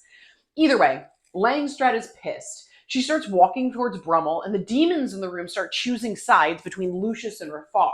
The two demons are so caught up in their fight that they're no longer controlling their human vessels as strictly. Langstrat realizes this and becomes unhinged, demanding no one in the room move as she screams at Brummel and asks Rafar to return order to the situation. Brummel legit shoots her. No joke, pulls out a gun and loads one into her chest instead of onto it for once. Am I right? Boo! You stink! Unfortunately for Lucius, this plays out in even more Gary fashion, and Rafar just kills him. So, Lucius undid an entire evil global organization just to get his ass kicked by his boss, who gets his ass kicked by the strongman at one point, who gets his ass kicked by 4 sentences from Pastor. Plot perfection, no notes. All these motivations and choices make perfect sense. Rafar leaves the staff lounge to go fight Tal as the general is facing off with the strongman. This whole kerfuffle also made me kind of not understand the whole demon possession thing. Like, Rafar's host Langstrat died, but he didn't. But then Lucius's host lived, but Lucius died. So did Rafar in effect exorcise Alf Brummel? The demons also have weakened control while they're focusing on fighting one another, but it also takes like a whole room of chanting people to get one high susceptible person to dismiss themselves. So how much weaker can this control get, and how strong can it be?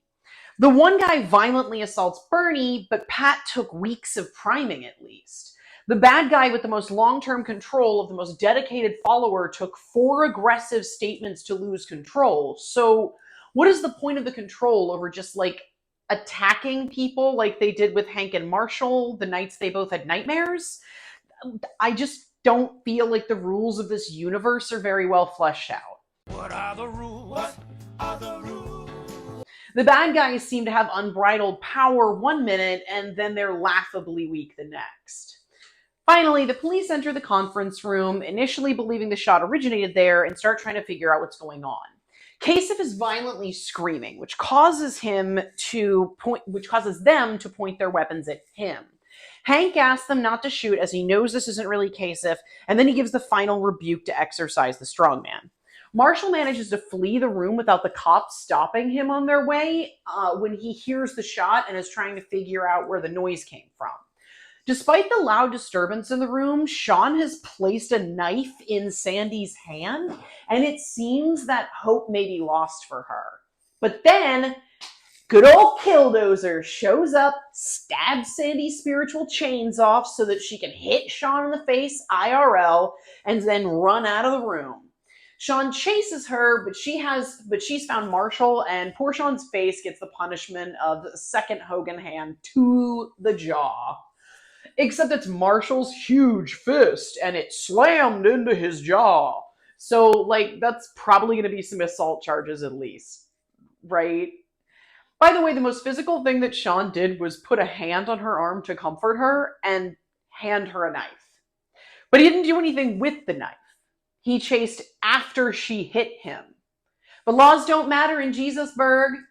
Wouldn't it be cool if this was the Ashton College of Vampire Diaries and like 6 vampires showed up after the demons black out the sky and just murder every single person in the building? Rafar and Tal take this guys to the fight, and it's not bad. It's cut up so much it kind of takes me out at the moment, but it's not written horribly. Here's a sample of the best part. Tal lurched forward and ducked under Rafar's raised arm, his head butting into Rafar's chest. Sulfur exploded from those huge lungs as Tal spun around Rafar's body and beyond the tip of that red blade as it slashed through the air. This was what Tal needed. He was now between Rafar and his fallen sword. He dove at it, grabbed it, and turned. Clang! The blade of hell came down upon Tal's sword with a flash of fire. They faced each other, swords held ready. Rafar was grinning. The battle between the general and the strongman is much less interesting in my opinion, and it ends with Hanks commanding the demon to leave, so it's kind of lame. More fun side notes. This one is going to be on the final sequence. So in like the very last chapter, 40, we're in this huge action sequence resolving everything going on. It's really high risk. The CIA is or FBI is coming into the room. The police are potentially showing up. There's a knife in Sandy's hand at one point in time because the demons are trying to get her to kill herself. Brummel pulls a gun on Langstrat. Cops pull a gun on Hank, and then the cops also have weapons aimed at Kasif at one point in time. And in the midst of all these things happening, Kasif is supposedly responsible for multiple deaths. I wouldn't call them murders because he used spirits to convince people to end their own lives. But he is behind those insidious deeds. He's been behind a bunch of other illegal things. Alf Brummel has clearly broken the law many, many times and used his position as the chief of the police to chase people out of town and do a lot of insidious things there. We also have, like the person who physically put a knife in Sandy's hands while she is in the middle of this trance. But I think what's important to note is at the end of all of this, one person dies. One person is killed. There is one person who is going to be evil enough that the book makes sure to kill them. And guess what? It's not Rafar. It's not the strong man. It's not Kasif. It's fucking Langstrat.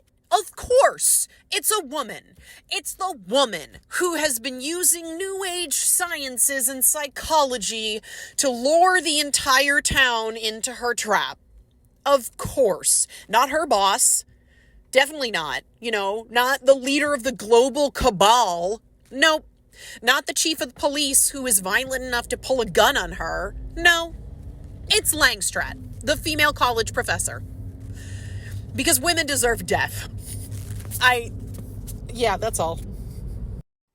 Frank writes in a throwaway moment where maybe Rafar will win when that's clearly not going to be the outcome. Boringly, he just as quickly disposes of his throwaway threat by using our Zelda, who uses what is for sure not psychic powers, to let the Remnant know how to specifically pray against the demon specifically named Rafar. Which I think is funny because they could pray that Tal will specifically win, but instead it's like, no, fuck you, Rafar, you specifically. Obviously, Tal wins, and the general wins, and the police arrest the bad guys. After this, everything wraps up predictably. Marshall has Sandy and presumably will be able to mend things with Kate. Bernice believes in God now. Hank and Mary have their church with boosted membership and zealots for members. I guess now that the many government resources are here, everyone is going to get back to their property and businesses, and the college will recover with a bunch of staff not there, and we have no idea who all is getting charged with what, and we don't really have much of a resolution with Kasif outside of his arrest. We don't discuss the long-term effects of what Sandy has been through. It honestly does seem like Bernice's sister maybe did end her own life, even if influenced by demons, so that's like not great closure there, and so many other things we will start discussing next. It's a lazy ending for a lazy book. The end.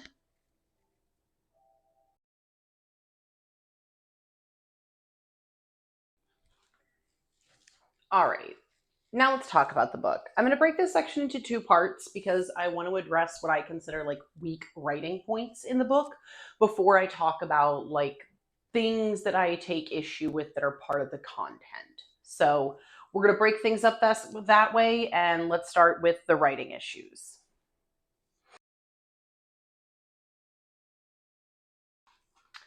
So number one, throughout the book, there's a permanently overpowered force of good in prayer.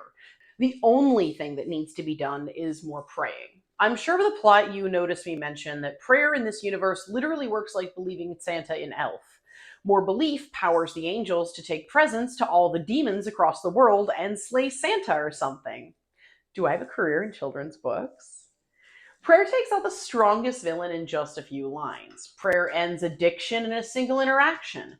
Prayer is an endlessly powerful trump card that can create any loophole needed to help the heroes and continue the plot. And angels receive their power and guidance from prayer. The result is lazy writing and a boring book. There is no anticipation or curiosity about the ending. You already know, God wins, prayer fixes it. Prayer doesn't fix all the questions you have after the ending, though, and it doesn't make the weak plot better. While there's a lot of convenient plot progression and adjustments thanks to the angels, I found Bernice Kruger's meeting with Kevin Weed in chapter 17 to be particularly egregious. In a normal book, you can't just write random happenstance as an essential to the plot. It's unbelievable and generally just kind of considered not great writing. To have Bernie and Marshall break down exactly at a random tiny truck stop, Angels literally stall the car with just enough momentum to get to this specific location, where Weed is a customer. I'm not sure if I mentioned that he doesn't work there. The timing is so specific and happenstance. At some point in a Christian book, God is going to play a part in helping good guys. I get that. But we didn't even get the effort of Bernie, remembering that Pat said her friends used to hang out at this tavern, or having Weed work as a tow truck driver that comes to get their car. Something better than two people randomly on the same day at the same time that adjacently knew one another meeting in a truck stop tavern. I think Frank could have tried harder many places, but this scene just really irked me. On a side note, the setting for this very convenient meeting is also weird. Kevin appears to be visibly drunk and offers to buy Bernice a drink, but this tavern that actually sells alcohol is somehow less threatening than an arcade in the downtown of a very small city. I can't help but wonder what would happen to Frank if he was forced to watch an episode of Vice's Not a Documentary. There's one where they follow two young women trying their hand at truck stop stripping for the first time. The reporters meet this old woman named Daisy, and she honestly is so okay with her job and empowered and feels so positive about her looks and sex appeal that I'm sincerely jealous. Why can't I have the self-esteem of a truck stop stripper in her 50s? I think that episode would kill Frank. Maybe I should mail him a DVD of it. I assume he still has a DVD player to watch Bill and Annabelle Gillum marriage guides on. For more than 20 years, God has used Bill and Annabelle Gillum to help people understand and appropriate the truths of Galatians 2:20. Now that is an insider fundamentalist joke. No one got that. If you got that, please leave a comment. Please leave a comment, Chloe. You know how anxious I get that I imagine things about my religious upbringing. At any rate, the angels' prayer and obvious conclusion of God conquering the evil took away any tension or intrigue in the book, and I hate that.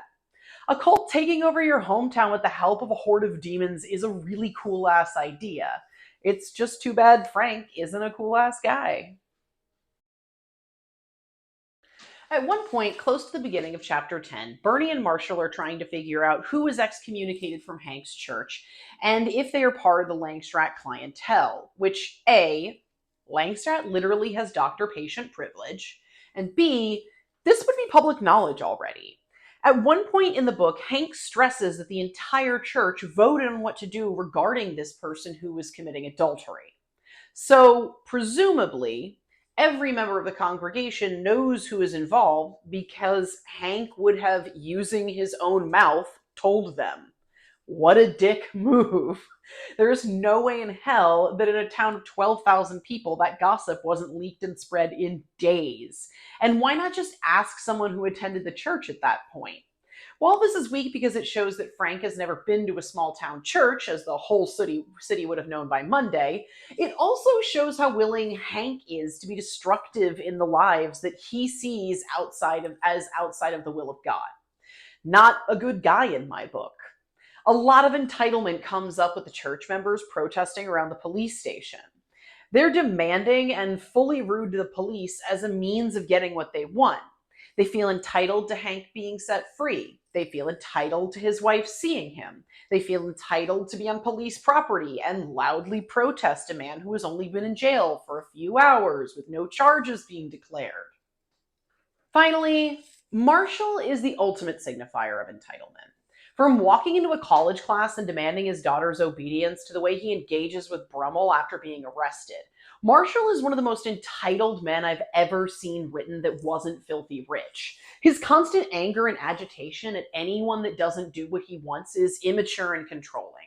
The world owes Marshall information, or they have earned his wrath. All of this makes it really hard to like the heroes for me. They're not more kind, accepting, or even helpful to others than the bad guys are on the surface. While we later find out that Sandy is being pulled into an evil dream dimension, on the surface, the college is the only place she's taken seriously as an autonomous adult. Is the lesson here that's a bad thing? Is the lesson that we should endure poor treatment because God might be working through the unhealthy relationships in your life? Is the lesson don't be tricked by people showing interest in you because actually the people trying to control your thoughts and feelings are better? I just don't really understand why he chooses to position the good guys this way. I sort of hate everyone but Susan and Bernice, other than like very few people that I mostly just feel bad for. The things that demons and angels do are physically directly impacting humans. Some humans are controlled or compelled by these forces. Vehicles, objects, weather, and motivations are all affected by these supernatural agents. And while many characters acknowledge the existence and real-life side effects of these influences, there are no actual consequences for the demons or alleviation of guilt to the humans that they possess unless they end up saved. So we have yet another cool moment of threats only existing to people opposing the good guys. Anyone who has committed a crime while possessed by a demonic entity suffers the full consequences of that crime, if the characters deem that appropriate. We know these people are not in control of their bodies, but that grants them no grace or reprieve from guilt. Christian fundamentalists routinely do this. The devil forced you, but you're still just as guilty as if he didn't exist. Admit that our God is real, but that won't save you from any punishment we deem necessary. It makes it hard to understand what's real and what isn't. If the devil can make me do a bad thing, why can't being forced by the devil free me of the consequences of doing a bad thing? The man that beats up Bernice doesn't seem to face any charges at all, despite everyone knowing that he is the one who did it, because the demons made him do it and now he's saved. They don't turn him in. But when Brummel kills Langstrat, he faces the consequences for that, because he didn't fully switch sides to getting saved, even though he arguably caused the final downfall of all of the bad guys. And Pat's suicide was forced by demons, but is still... But there was like a break-in? What are the rules? What are the rules? What are the rules? Lack of character development, or even proper descriptions of characters, is severely missed. This book is 40 damn chapters, but we have so little description of the people and surroundings that in my mind this is basically happening either on the stage of a play with moving set features or in a super low budget daytime drama. I could swear the supporting characters are played by the same extras in my brain. We have lists of all these people in Ashton and all their jobs and a little blurb about how they're mistreated or their connection to the bad guys. But there's no real descriptions of the characters, so it's just that, a list of names. Maybe this is just an elaborate homage to the begats of the Bible, but it's hard to empathize with this town when they're just names with no real connections to human stories. No one really develops either. Marshall is just as angry at the end as he is at the beginning. He's just right with God now, so he feels even more correct and righteous in his anger. Hank was always a perfect good guy, so he doesn't need to change. The angels don't change, or they wouldn't be perfect to start with. The closest thing to a really developing character is Sandy, and this is literally just by proxy of her being so poorly treated that she lets go of standing up for herself to be saved by her father and do anything for his protection. And honestly, we don't get evidence that this is a lasting change. Everyone just sort of keeps being themselves, minus the occasional exorcisms.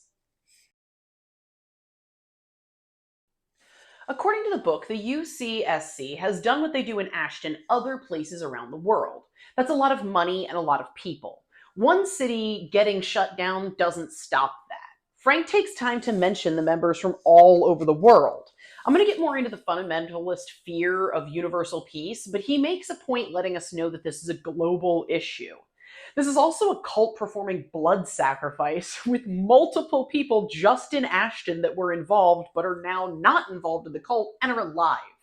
They literally sacrificed Bernice's sister Pat, but then the ex-editor of the paper can just leave town and not be hunted down. Maybe he doesn't know exactly about the sacrifice, but he knows a lot and he's absolutely a loose end.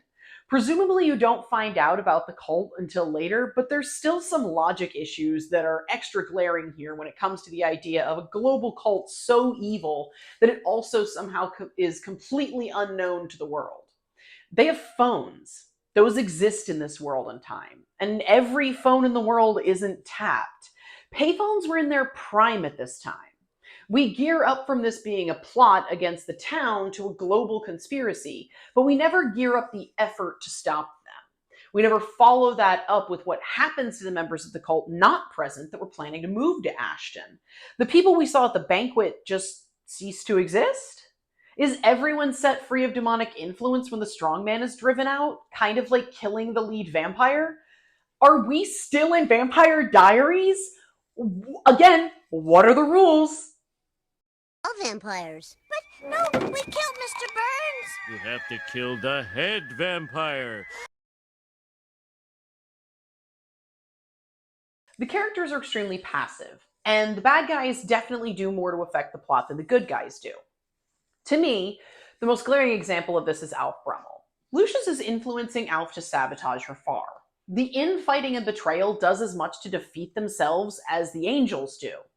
Alf not sharing information with Langstrat, who then can't provide that info to Kasif, makes him arrive despite known intention for his plot to be exposed. He walks blindly into a trap because one of his own henchmen. Maybe the lesson here is supposed to be that in the den of iniquity, no one is loyal enough for shared success, which frankly reminds me of capitalism. But anyway, that lesson isn't necessarily bad. The idea that evil begets evil. Spending time with negative influences produces negative results. In reality, that's a wives' tale because you and I can both see the purely evil entities running the world right now. But I get the attempt at what could be imparted.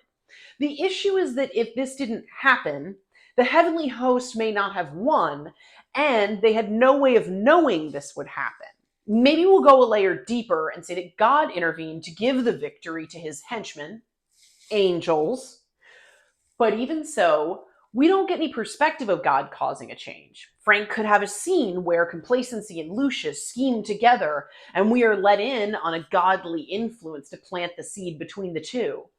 He could have gone with some cutaways of a specific angel or God himself making small changes, like when Susan reads the journal and it plants a seed of doubt, or the first time Alf realized that Langstrat doesn't actually love him.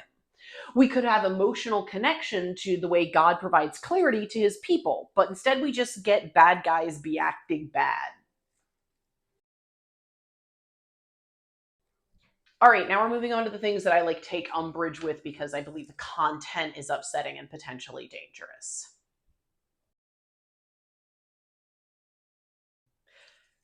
Everyone in this book is white, save for nameless followers of evil, Kasif, and angels. Angels' ethnicities vary: Aryan, Arabian, African, Polynesian, and Oriental. This isn't the same as actually having diverse characters, though. Angels don't deal with racism. They don't deal with being entrepreneurial migrants or thugs or whatever other way Frank wants to describe non-white people in the real world. My friend pointed out to me that ideally there would be no racism in heaven, except that he also pointed out to me that the commander of the angels is Aryan. Of course. Adding these identities to characters humans can't connect to is such a check the box to not appear racist, or maybe just flex the color variation abilities of God, while maintaining racist themes and stereotypes.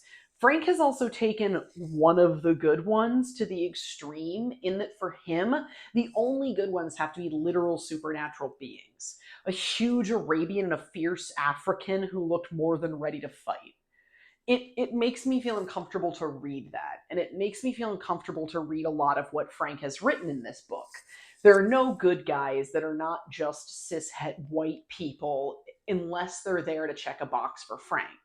And no, Frank does not describe the alabaster skin of anyone, and no, he does not clarify that every character is white.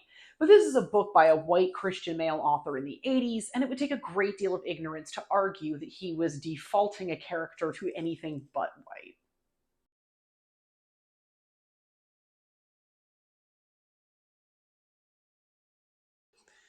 Sexual abuse as a false accusation. Okay, so now we are in the bad place. This part is where most of the trigger warnings come into play. This is the icky, awful part that I avoided writing. It's definitely the part that I avoided filming, and this is what haunted me years later. And these women were why I never forgot this book. Specifically, I remembered Sandy, so I guess we should start with her. For the entire book, Sandy is mistreated and arguably abused by her overbearing, angry, hateful, entitled father. He thinks of her as a spoiled nuisance, and any of her interests are frivolous. It's genuinely alarming that he let her go to college at all, given the way that he invalidates her constantly. We are in the room for things that he thinks and says, but he still sees himself as just being slightly impatient and blowing up because she does and says ridiculous things. Frank sets all of this up this way specifically, and I have a theory on why. Marshall is abusive. His rage and entitlement are causing escalating issues in his life. But that behavior was never really discouraged all that much in my experience. Men getting angry and screaming at children, or throwing things, or breaking things, or basically just throwing adult aggression tantrums was just a thing that happened when you weren't well enough behaved. There are verses in the Bible that reference the idea of Proverbs 13:24, he that spareth the rod hateth his son, but he that loveth him chasteneth him betimes. They changed that word in a lot of the other renditions. I have to beat my kids or God says I hate them type beat at the end of the day.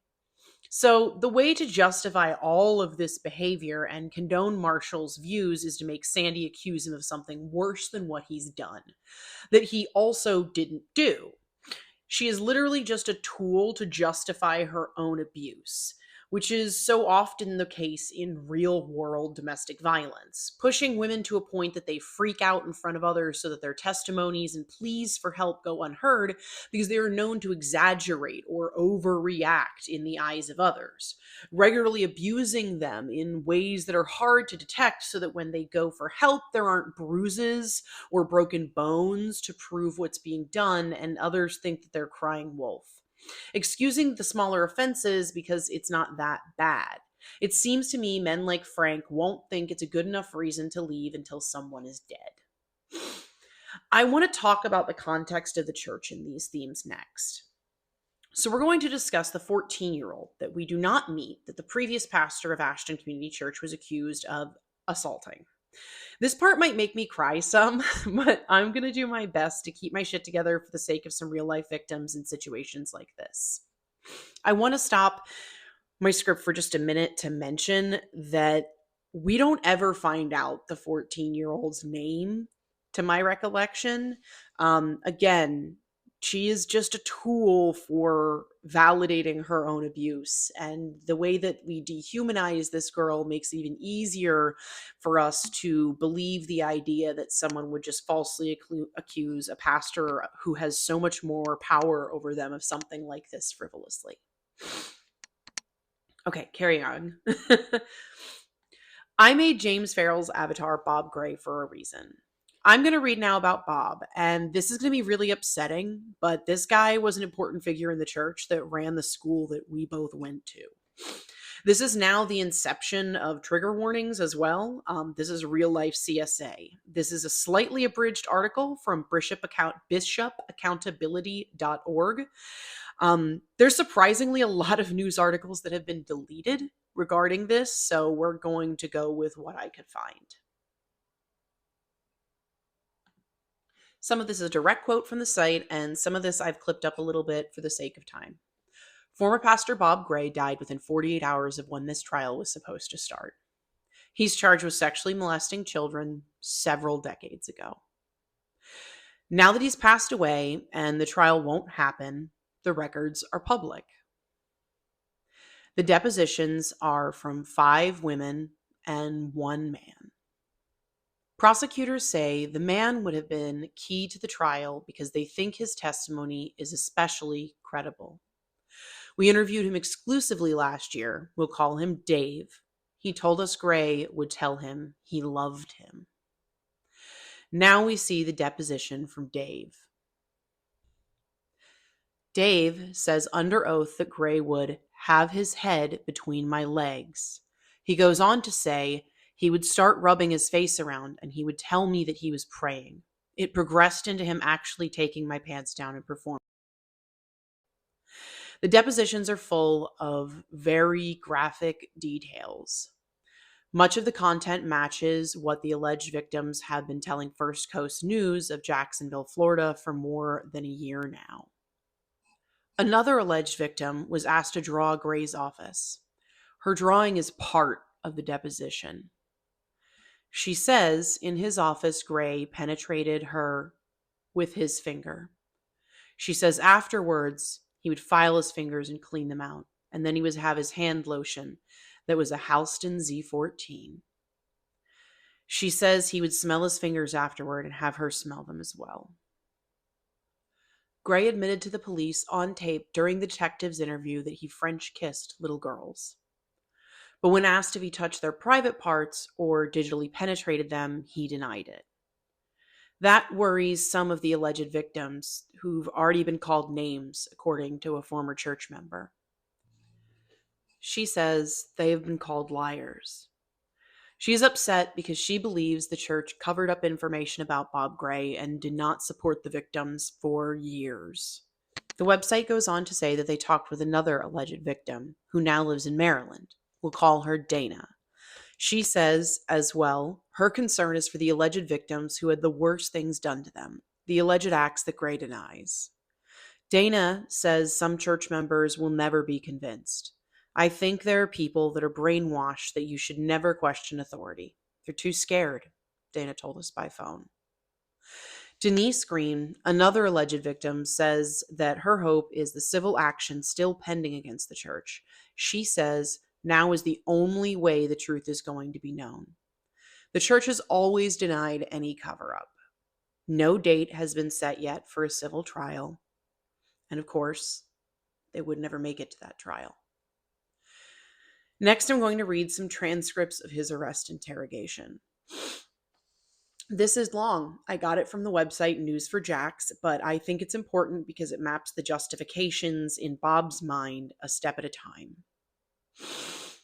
Officer, did you kiss her inappropriately?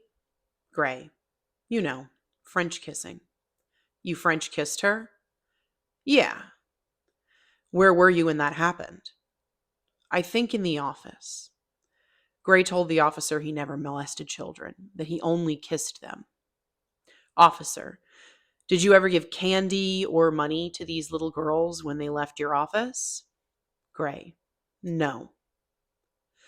Officer, why would they all say that you had then? Gray, well, sometimes I'd give them candy. You would give them candy?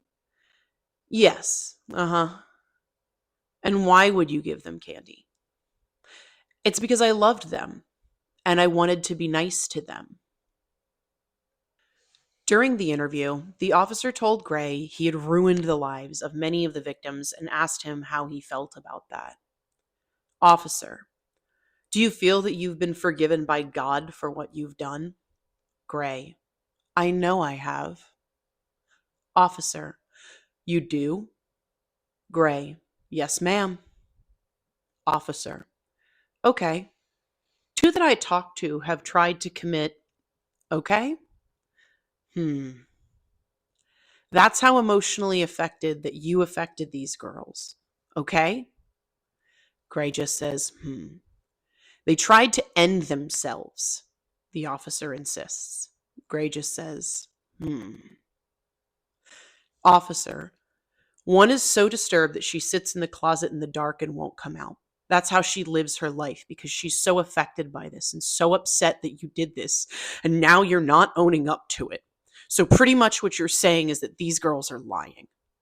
Gray, no. After an hour of questioning, Gray told the officer he did it because he was having problems with his first wife, and also said he was leaving the country to avoid problems for the church and the families involved. Officer, so when you kissed these girls, how did that make you feel? I don't want to put words in your mouth. Gray, right. Officer, how did that make you feel? Gray, well, I thought they could just return the affection. Officer, so you did it because you thought that they were being affectionate towards you? Gray, yes. Officer, okay. And you needed that feeling that they loved you? Gray, right. Well, you know they all did love you? Gray, yeah, and that's the sad part. Officer, and you took advantage of them? Gray, you're right, I've tried to. Officer, okay, well, I have a statement from Mrs. Dodd saying that one time she did. She walked in and there was a little girl in your lap and you pushed her off real quick and you had an and she left. And Gray, how would she know that? Officer, I guess she saw it, sir. The conversation shifts to ask why Bob left the church and that he started years ago. He said it had to do with accusations of abuse. Officer, so why did you resign? Because they asked you to? Gray, no, they did not ask me to. I resigned because out of respect for Redacted's mother and stepfather, who said if I stayed at the church, they would leave. And I said, well, that won't be necessary because we'd already planned to go to the Germany as missionaries. Gray told the investigator that was one of the reasons that he left the church in 1992. But he added that he received a visit from an investigator from HRS, what is now called the Department of Children and Families. Officer, that just doesn't make sense. Did you not want it reported to the police? Gray, no, ma'am. In fact, I figured that it was since the lady came and talked to me from HRS. Officer, okay, and what was the outcome of that? Gray, well, she said that Redacted would have to prefer charges, and she didn't. Officer, she didn't because you were leaving the church. I talked to Redacted. Gray, okay, that's one. Officer, okay. Gray, of the reasons she gave. Officer, yes, sir. She said that she did not proceed with the prosecution or prosecuting you because you were leaving the church. The officer also asked Gray if his wife at the time was aware of what happened. Officer, and what did your wife say about all of this? Gray, my first wife? Officer, Gray, well, she was very upset. I promised her it would never happen again, and it didn't. Officer, but then you moved on to kissing girls at school. Gray, maybe at the same time. I don't know. Officer, okay. Do you feel bad about what you've done? Gray, well, sure, I feel bad about it, and I've wept 100 times over this. Officer, why did you do it? Gray, I can't give you a reason. There's no good reason for doing wrong. Throughout the interview, Gray said he only had 3 or 4 victims that he could recall according to the website. More than 20 women came forward, along with some men, accusing Bob Gray of the crimes I am personally confident that he committed over and over again. Well, I'm glad God forgave him, because I don't. And I'm glad that God saying it's okay was enough for him to excuse himself over and over and over. I'm glad God forgiving him was enough for the churches who treated him like a hero to hide his abuse. And I'm just so glad that traveling to Germany as a missionary instantly gets rid of a man's urges to beat a PDF file. I'm sure all those kids were safe. These things were happening when this book came out. The systemic abuse of children under the umbrella of trusting the church and its leaders getting such a get out of jail free card, like writing that into a book as a false accusation, is sickening. I understand the church does a lot of good for a lot of people. Them being happy isn't worth the children affected by the real life dangers that the church hides. Grow up, go to therapy, stop advocating for child abusers because they make you feel good on Sunday. So enough of my tirade about Bob Gray, but there is another similarity to the pastor in this book in that his wife stays with him. The whole community thinks that he did this to a 14-year-old, which, hey, Frank's favorite, there's a parallel. Bob's wife didn't leave him either. So yeah, no more on Bob for now. He's back to being covered with shit in our minds on the board. I'm sorry that I had to get into all that, but I think it's important to remember that there are real women and children who were affected by actual crimes, and treating this like yet another weak plot point to use over and over again is not okay, especially in a climate like that. Okay. Last person we need to get into. This shouldn't be super long, but I still don't want us to forget Carmen. Ultimate stereotype of hysterical sex-crazed woman. False accusations left and right. Spying, being the object of a man's lust. So many sins for her. Carmen is basically just a throwaway of men's vitriol towards the Me Too movement before it even existed. That woman you've never met that claims she's been assaulted for attention. That's Carmen. That woman that is always bad to a friend of a friend of a friend with fake accusations of abuse at work. That's Carmen. That woman that tries to distract you and lead you from your wife, luring you into a compromising situation due to no fault of your own, who then tries to lie to your love. That's Carmen. Oh, and she spies for the devil. It's almost comedic how far Frank goes with this character. She also just disappears into the ether once he's done using her as a plot device. While Carmen ends up being mostly harmless, easily disproved accusations, she is also a tulpa of abused women. The mythical multi-accuser who is never harmed but is always on the prowl to harm men. These women don't really exist. Maybe an extreme rarity just because you can never say something is impossible, but Frank would have her portrayed as lurking around every corner, just hunting a man to destroy. I think it's pretty clear that all of this is just victim shaming, abuser apologist, misogynist crap, but in case it needed to be said out loud, there it is. Let's move on. I need a shower, I need several shots, and I'm so happy these are fictional characters and not women subject to the whims of this man, the way that real life victims are subject to the whims of men in seats of power in religious and political organizations.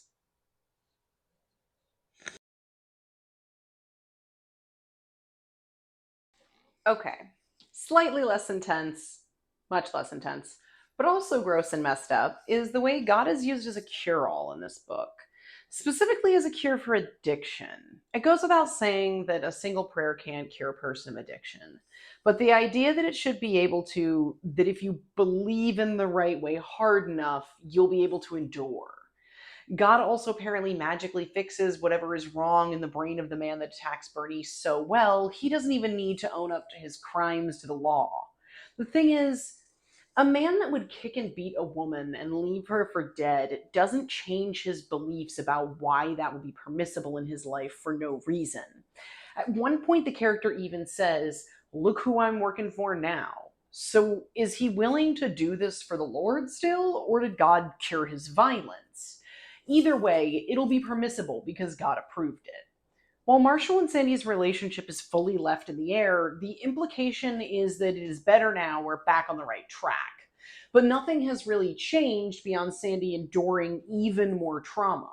Marshall didn't make any personal change or do something risky to prove his love and save her.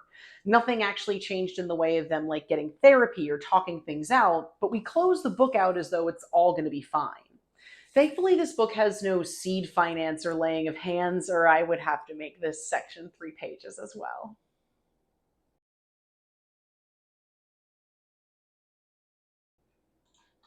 I covered a lot of this earlier when I had the audio clip where Sandy is going under the influence of the demons, but I did want it to be here too, as I take a pretty large issue with this. The form of Baptist religion that I was raised in uses tactics to control emotions, recruit members, and guide actions. Just the music in the services, the chanting, the heightened emotional demands, and even the ambient lighting or compelling showmanship of worship services is the same as the set of tactics that cults use. Arguably, it's also what makes live music so memorable and enjoyable. You could almost say trance-like, but the enemy in this book isn't using church services to recruit, they're using college classes. And that's not what happens in college lecture halls. People arguably struggle to stay alert and pay attention, and there's often no interactive piece to a lecture like a worship service before a sermon. There's no call to action beyond taking notes and studying. But Marshall treats the college classes like some mysterious ritual where Langstrad is bringing the youth under her control. Fundamentalist Christianity often believes in a personal relationship with Christ. Prayer is speaking to Christ and asking him for help, as well as sharing your burdens, concerns, praises, and grateful moments. It's a deeply involved, ever-present, fully internal relationship with a superpower. Meditation, which the book is pointedly against, is usually focused on turning down internal voices, on focusing on self outside of problem solving and emotional reactivity. You might make a personal choice based on meditation, or say that your rested mind helped you see things more clearly, but you wouldn't claim that the creator of the universe came to you during a session of meditation and be prepared to go to war over it. I hope that I'm doing a better job than Frank at drawing parallels here. Christians of this fundamentalist breed assume that because they will put their children on the line for their faith, anyone outside of their religion will do the same for their beliefs. Isaac literally took his son to the top of a mountain with my own namesake in the Bible to kill him at the demand of God. And it was seen as a willingness to follow the Lord that was admirable. That is simply not an ask that a non-religious culture would ever have. It's a fear and control tactic common in cults to tell their followers that if they leave, anything bad that they experience in the cult is only worse outside of the cult. I remember a litany of metaphors for not venturing outside the walls of my religion, and all of them were based in fear-mongering that focused on how evil and condemning the outside world was. Because Christians will condemn anyone who disagrees before hearing them out, they just assume that anyone who believes in science will do the same. Because they consider questioning authority a sin that can send you to hell, they assume no other authority figure is comfortable with being questioned. Their worldview tends to be so closed that they have a hard time imagining anything else, and that's baked right into the pie of high control religion.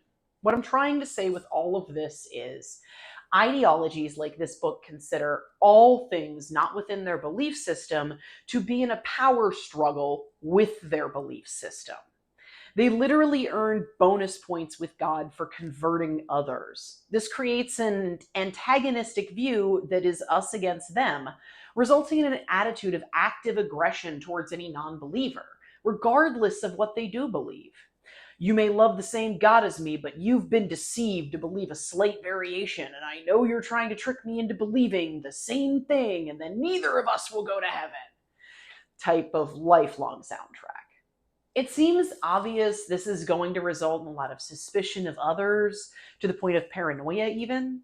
They cling tightly to their traditions and rituals, and when anything mimics or opposes them, it's bad. Literally every action not in line with their exact belief is wrong by action or motivation. We get into it more when I talk about the NWO, but even the idea of world peace is dangerous and evil unless their God is the one who brings it about. even if the road to bringing about biblical peace is the literal apocalypse and results in the death of over half the population of Earth. Oh yeah, Jesus is like a little bit Thanos, by the way. This ideology put a crack in my shell for sure. The laser focus on the absolute truth of their interpretation of things being so strong that even the goodness from any outsider is in fact evil never really sat right with me.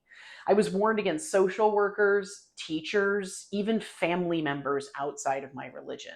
They couldn't be trusted, and it was all just a performance to lure me in, like the White Witch was tempting my ash with Turkish delight instead of my aunt asking if I wanted to watch Disney's Hercules. It's a sad place to be living when you're inherently untrusting of everyone beyond your high control group. Where is the peace that passes all understanding? Where is the still voice to guide you and make you feel safe?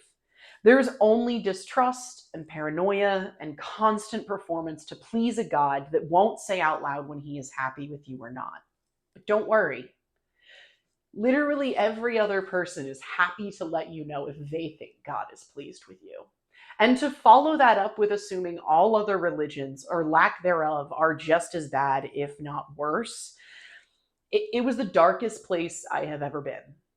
I have never felt the hopelessness and self-hatred like I felt under the love of Jesus Christ. The Bible insists that God gave us free will, but when only one choice doesn't result in eternal damnation, is that even a choice? Or is this all a system of rules and beliefs put in place to make you so afraid of any other option you never consider it? Coercion under duress is not even permissible in court.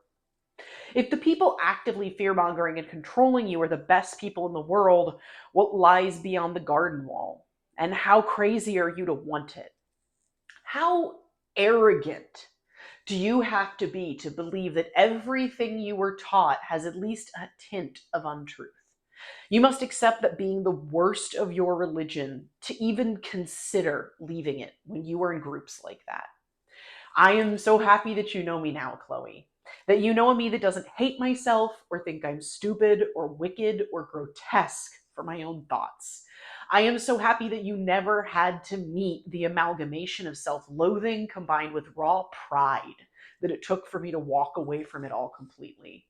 And I'm also so happy that nothing since I left has ever asked me to treat myself so poorly, while being sheltered from the label of abusive.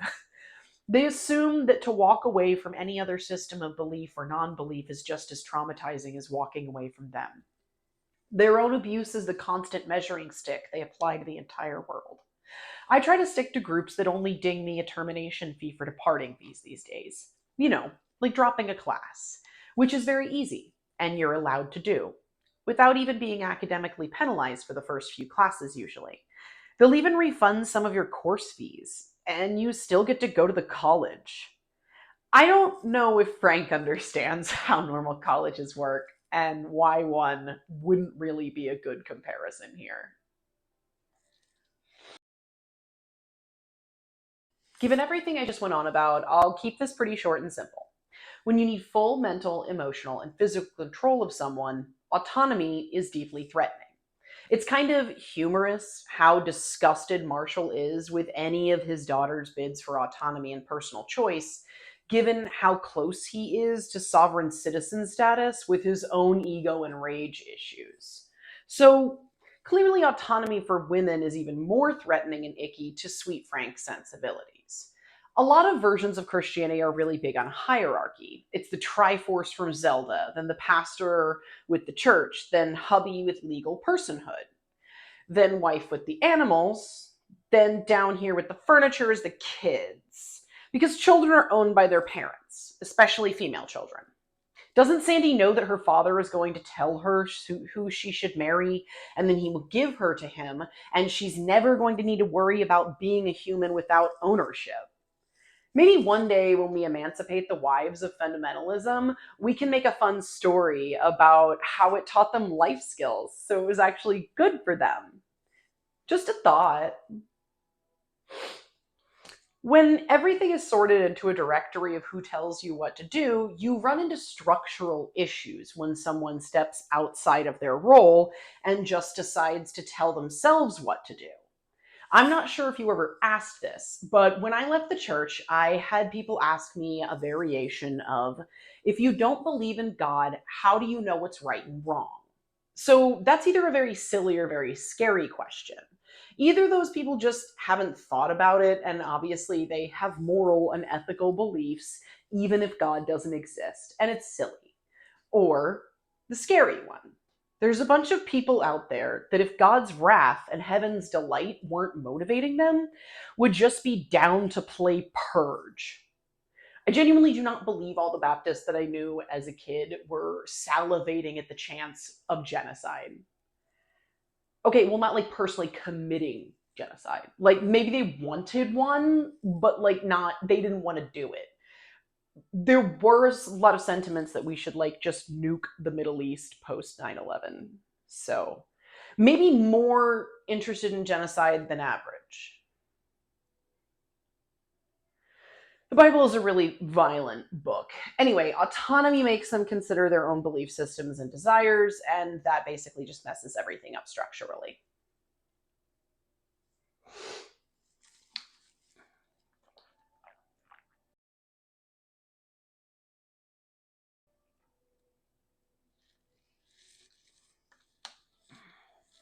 I'll keep this one quick, but there is a fixation on Kasif as the only fat character being described as disgusting and also possessed by the most grotesque demon.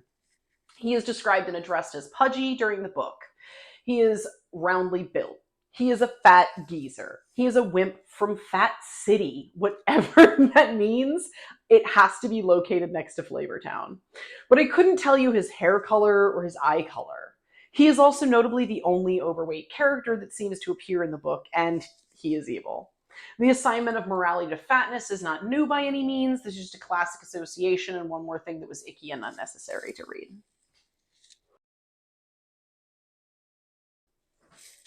I don't have a picture for her, but I want to touch on Kate, Mary, James Farrell's wife, and Sylvia Gray by proxy. If I had a picture of Sylvia, she would be up here. And I think my mother would frankly have an issue with that. She would probably tell me that these women didn't do anything wrong. None of them harm children directly. And it's not their fault they believe the men in their lives and choose to submit to their husbands. That attitude gets to the core of a big problem I have with organized religion. The blame shifting. Everything can just be God's fault. God told me to stay with him. God told me to side with him. I prayed, and God didn't move me to believe those against our family. There's never a moment of accountability in saying, I blindly trusted someone, and now I need to do my due diligence and bother to side with victims that are literal children. There's no real remorse for not doing more. You hear stories about serial killers who have wives they have been with for years. Women who basically say they just didn't ask questions. He told me never to go in his shed, so I didn't. He told me never to go in the basement, so I didn't. He told me not to question the late nights and erratic behavior, so I didn't. He told me the charges were a lie, so I believed him. These are not permissible reasons to stand alongside a criminal and support them. Putting all the blame on not knowing or following God when abuse is going on this long, or there are so many people coming forward, or the accusations have been long standing, or the entire community agrees a child was victimized, is deadly negligence. Any decent human would forgive you for bothering to believe a victim long enough to actually hear them out. If your husband would dissolve your marriage over you giving a victim a chance to be heard, that's a human who is not concerned for the safety of those around them. And of course, this level of just taking the time to check in did not happen for Sandy or Carmen in this book. Bernie is assaulted, but there is no physical proof of that, and she bothers to make sure we know this assault was not intimate. There are still churches that have outlines for how to handle accusations of abuse that include specifically that the church should not believe victims until there is undeniable proof. Forget that a child is potentially physically and emotionally being harmed. This could hurt a man of God's reputation. Literally every single accusation of grape in this book is a lie from the demons. If the implication here isn't never to trust victims, I don't really know what else Frank could be playing at. It would even make a better plot if the prior pastor really did cause harm, as it would create a setting of the town not trusting the church for good reason. The remnant could lose members over it and have to gain them back when proof comes out that Hank actually didn't do anything to hurt Carmen. Additionally, if Sandy talked to her father about this actual toxic behavior and told him she felt it was abuse and that her work with Langstrat has led her to a choice to go no contact, having a good stir with Marshall's heart might soften him to Sandy, make him reach out to her, validate her, respect her, and repair their relationship. It would be significant character development, and it would provide an example of families being healed by acknowledging wrongs and truly discussing them with open minds. Plus, it would skip unnecessary abuse allegations. It genuinely grieves me that Sandy's mother doesn't believe her. She stays loyal to Marshall and then literally abandons Sandy to run home to her own mother. So she wants mothering, but will not provide it to her own child. The women in these circumstances of siding with an abuser immediately are one step down from accomplices in my book.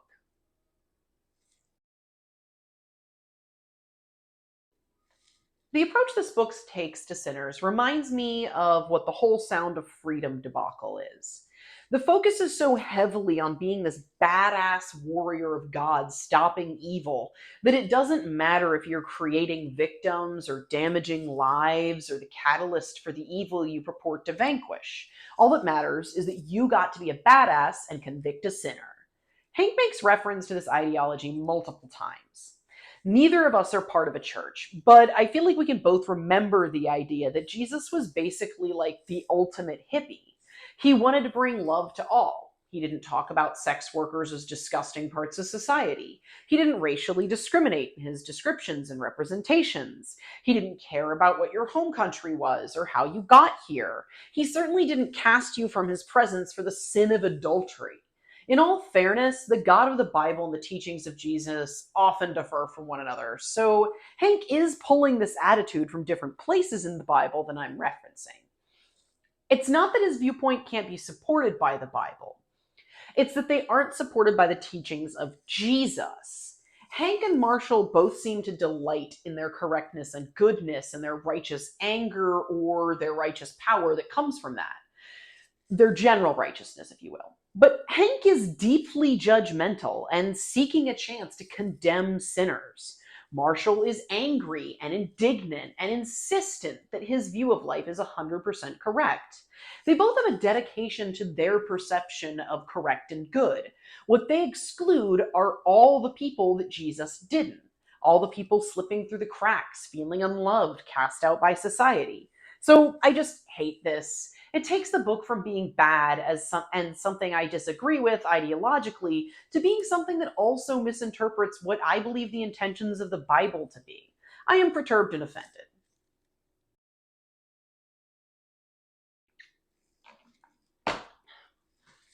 So, if you recall, when Marshall first comes to pick up Sandy from college, he has a lot of things to say about what she's learning. He calls things mumbo jumbo and college speak.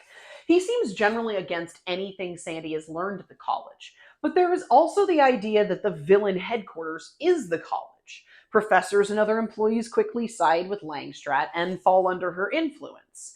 All of this combines to be a stance of the things you learn in college and the people you meet are bad influences from a place of sin. Even the college students at the beginning of the book's fair are described as hedonistic and violent. When I was a teen growing up in church, there was a lot of discussions about the secular nature of college. We were given talks where we were warned that our faith would be tested. They would try to convince you of evolution and climate change, and they might be real in college. Ooh, solid, accurate science. The only kryptonite of the Holy Trinity. J-Train is gonna be destroyed. As people around me got older and went to college, it was true that less and less of them stayed with the church. It was a far cry from the majority that left, but there was something about those academic institutions that was poisoning the minds of the young adults in my church. Turns out the poison was exactly what Marshall is afraid of Sandy having. Autonomy, self-esteem, a questioning nature, and even private thoughts. No one was actively attempting to discourage Sandy or the young people in my church from continuing to attend. They were just giving those people the option of making their own choice for the first time in their lives. The devil didn't hide fake bones in the layers of the earth to plant seeds of doubt in the minds of believers so that they might be tricked into believing evolution. Learning enough about psychology to know that each person does need to focus on their own needs and desires wasn't dangerous. It just taught us that we didn't need to live as martyrs and victims to prove how much we love anyone. Marshall would know nothing of that, as I'm not sure he even gives himself the personal freedom to not constantly be making his own life an act of martyrdom. He is literally the source of all of his own problems. He is the Charlie of this book. Those aren't real problems, Charlie. What do you mean they're not real problems? You make those problems up. You choose to do that Those stuff. are solutions to problems. Oh my God. This is going to be similar to the Satanic Panic for me, in that I need some time to go over the New World Order, the Satanic Panic, and the Christian fundamentalism at another time to fully cover them. This is like sixth gear fantasy mode. Fear that a secret group is operating in the shadows to rule the world style. I'm just going to read the Wikipedia summary and add that fundamentalists see any peace brought about by any means other than exactly how they imagined God will do it as evil. The New World Order, or NWO, is a term used in several conspiracy theories, which hypothesize a secretly emerging totalitarian government.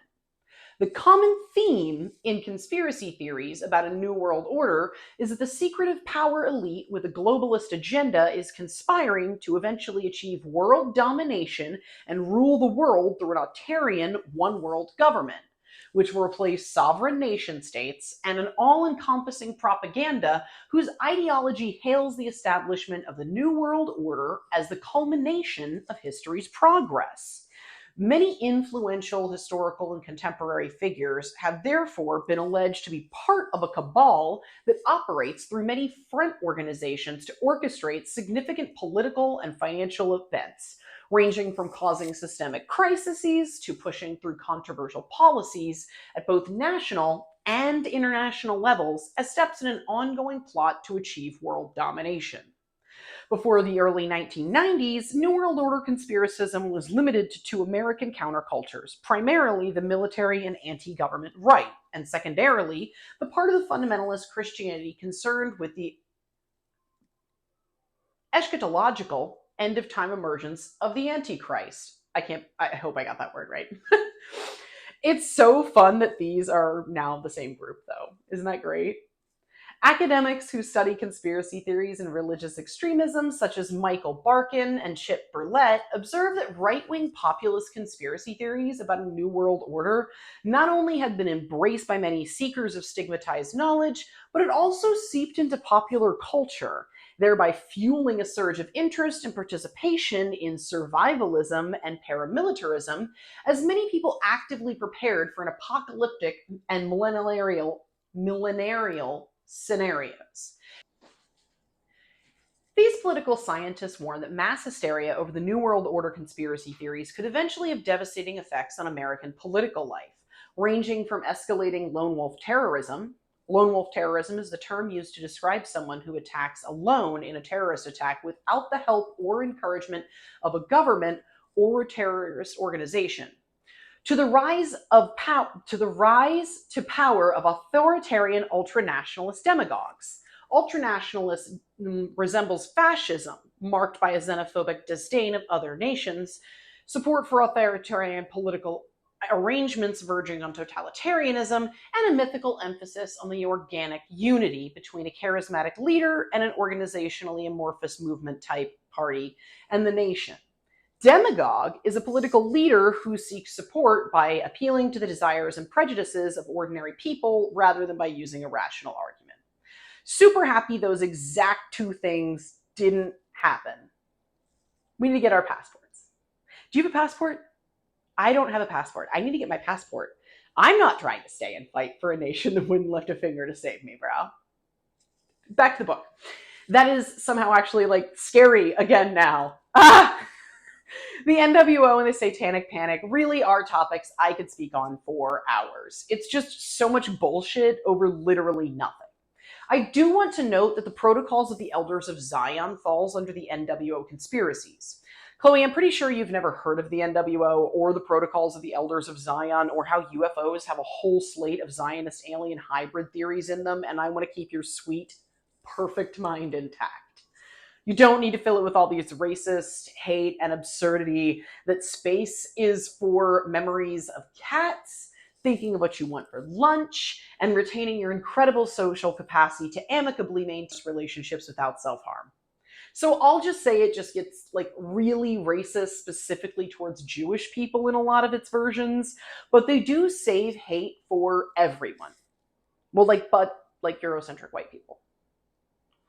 This is maybe like the seeds that became the grassroots of trad life as well. It's a transition from shouting, I'm better than those people biologically or divinely or both, so they deserve less rights, to those people are an evil group looking to destroy my way of life, and then whispering, and I'm better than those people biologically or divinely or both, so they deserve less rights. Fun times. Love that he didn't even have the creativity to name it something new. Frank using the title New World Order to describe the name of a cabal is like using Antifa to describe who started a riot. You've just assigned a vague and vast ideology that you don't understand to a single group operating under a single commander. While I do think Frank may have read some super creepy conspiracy theories, or maybe even some printed theories, it feels like he understands these theories the way most QAnon believers understand how ivermectin works. He's might afraid, but he don't trust no doctor. Oh, we're so close.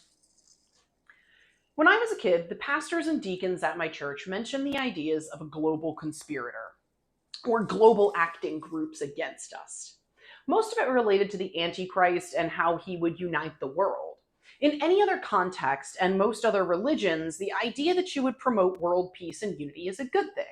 But not in this world, and not in this doctrine, and not to these people.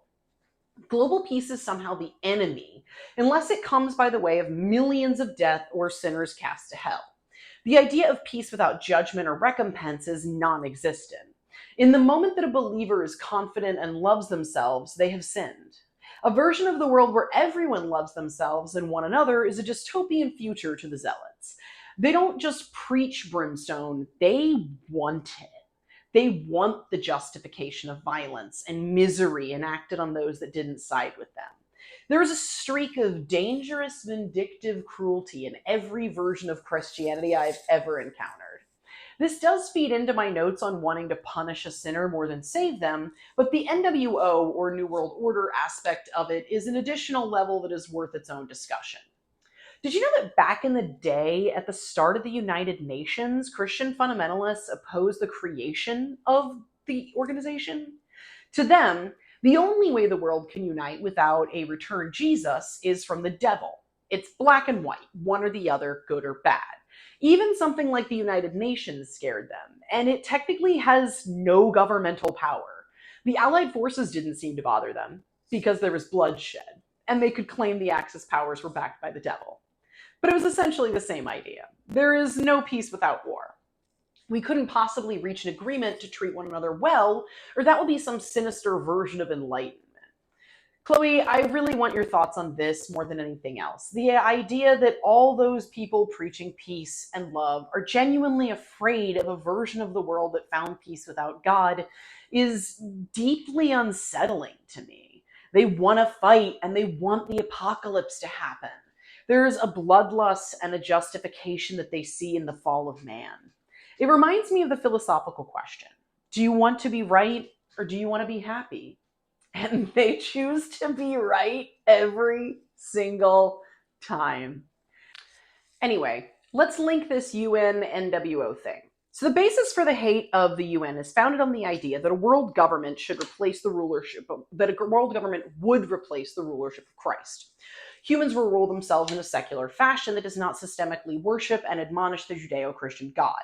The purpose of the United Nations is not to govern the world, to be clear. It is not structured to obtain any additional power. Involvement is voluntary, and there is not a punishment associated with not being involved outside of missing out on trade and political benefits that usually come with a treaty or declaration of national agreement. So this entire argument and thought process is honestly just like not very intelligent. There is a core misunderstanding of the purpose of the organization, and in traditional fashion, these groups are just like not interested in anything that opposes their viewpoint, including facts. Due to the way that the book of Revelation was written, Christians have this fear of any large scale organized government. Their religion doesn't really leave space for aliens or global war based on the book that they're reading. So they have to make those parts up. What to do when faced with a war, the same things Christian did in the Crusades. Pick a side, slaughter every single person who doesn't agree. What to do when faced with world peace? Create your own side and slaughter everyone who doesn't agree. This is such a painful belief. To never trust that any group of humans has good intentions. To never believe that a good thing as a group of countries is happening. And this goes back to the Tower of Babel. The Bible has this story about a time when humans came together and spoke a common tongue. According to the Bible, this is how different languages were created. They worked together and created a great city. And then according to the Bible, they built a tower that was an attempt to reach the heavens. The tower eventually crumbled, presumably killing many and scattering the tribes of men, splitting the language and essentially creating a chasm for men to overcome to work together. And why? What was the point? They were seeking God physically. All Jesus had to do was show up and be like, "That's me, bro. How can I help?" But instead, got us to knock everyone down a notch. So my question is, why? Why is God afraid of his creation uniting? Why would the master of a species be afraid of that species working together fully and collaborating unilaterally? To me, the answer is simple. There is no God who would actually be against that. No God would fear that. Man fears it. Humans in control are afraid of a united world because then the common interest would reign. There would be a world where the needs of the group was important enough to be heard. A world where humans, regardless of their demographics or religious beliefs, were respected as contributing members of society. The control would dissipate. And that is the real fear. It's not global peace. It's the loss of the individuals in power's grip on those beneath them. If you speak for God and humans don't need him to be peaceful, then you speak for nothing with controlling power. So that's everything. I really want to know what you think. This was such a wild childhood blast from the past. I have so many other things that this brought up and other stuff that I want to talk to you about now. I really want to go drink hard liquor, but it is currently 4:02 in the morning, so that is not an option for me. It's the 4th of July. I have to be like at a family thing today afternoon. Anyway, I love you a lot, Chloe. You're my favorite, and I'll talk to you about this soon, I hope.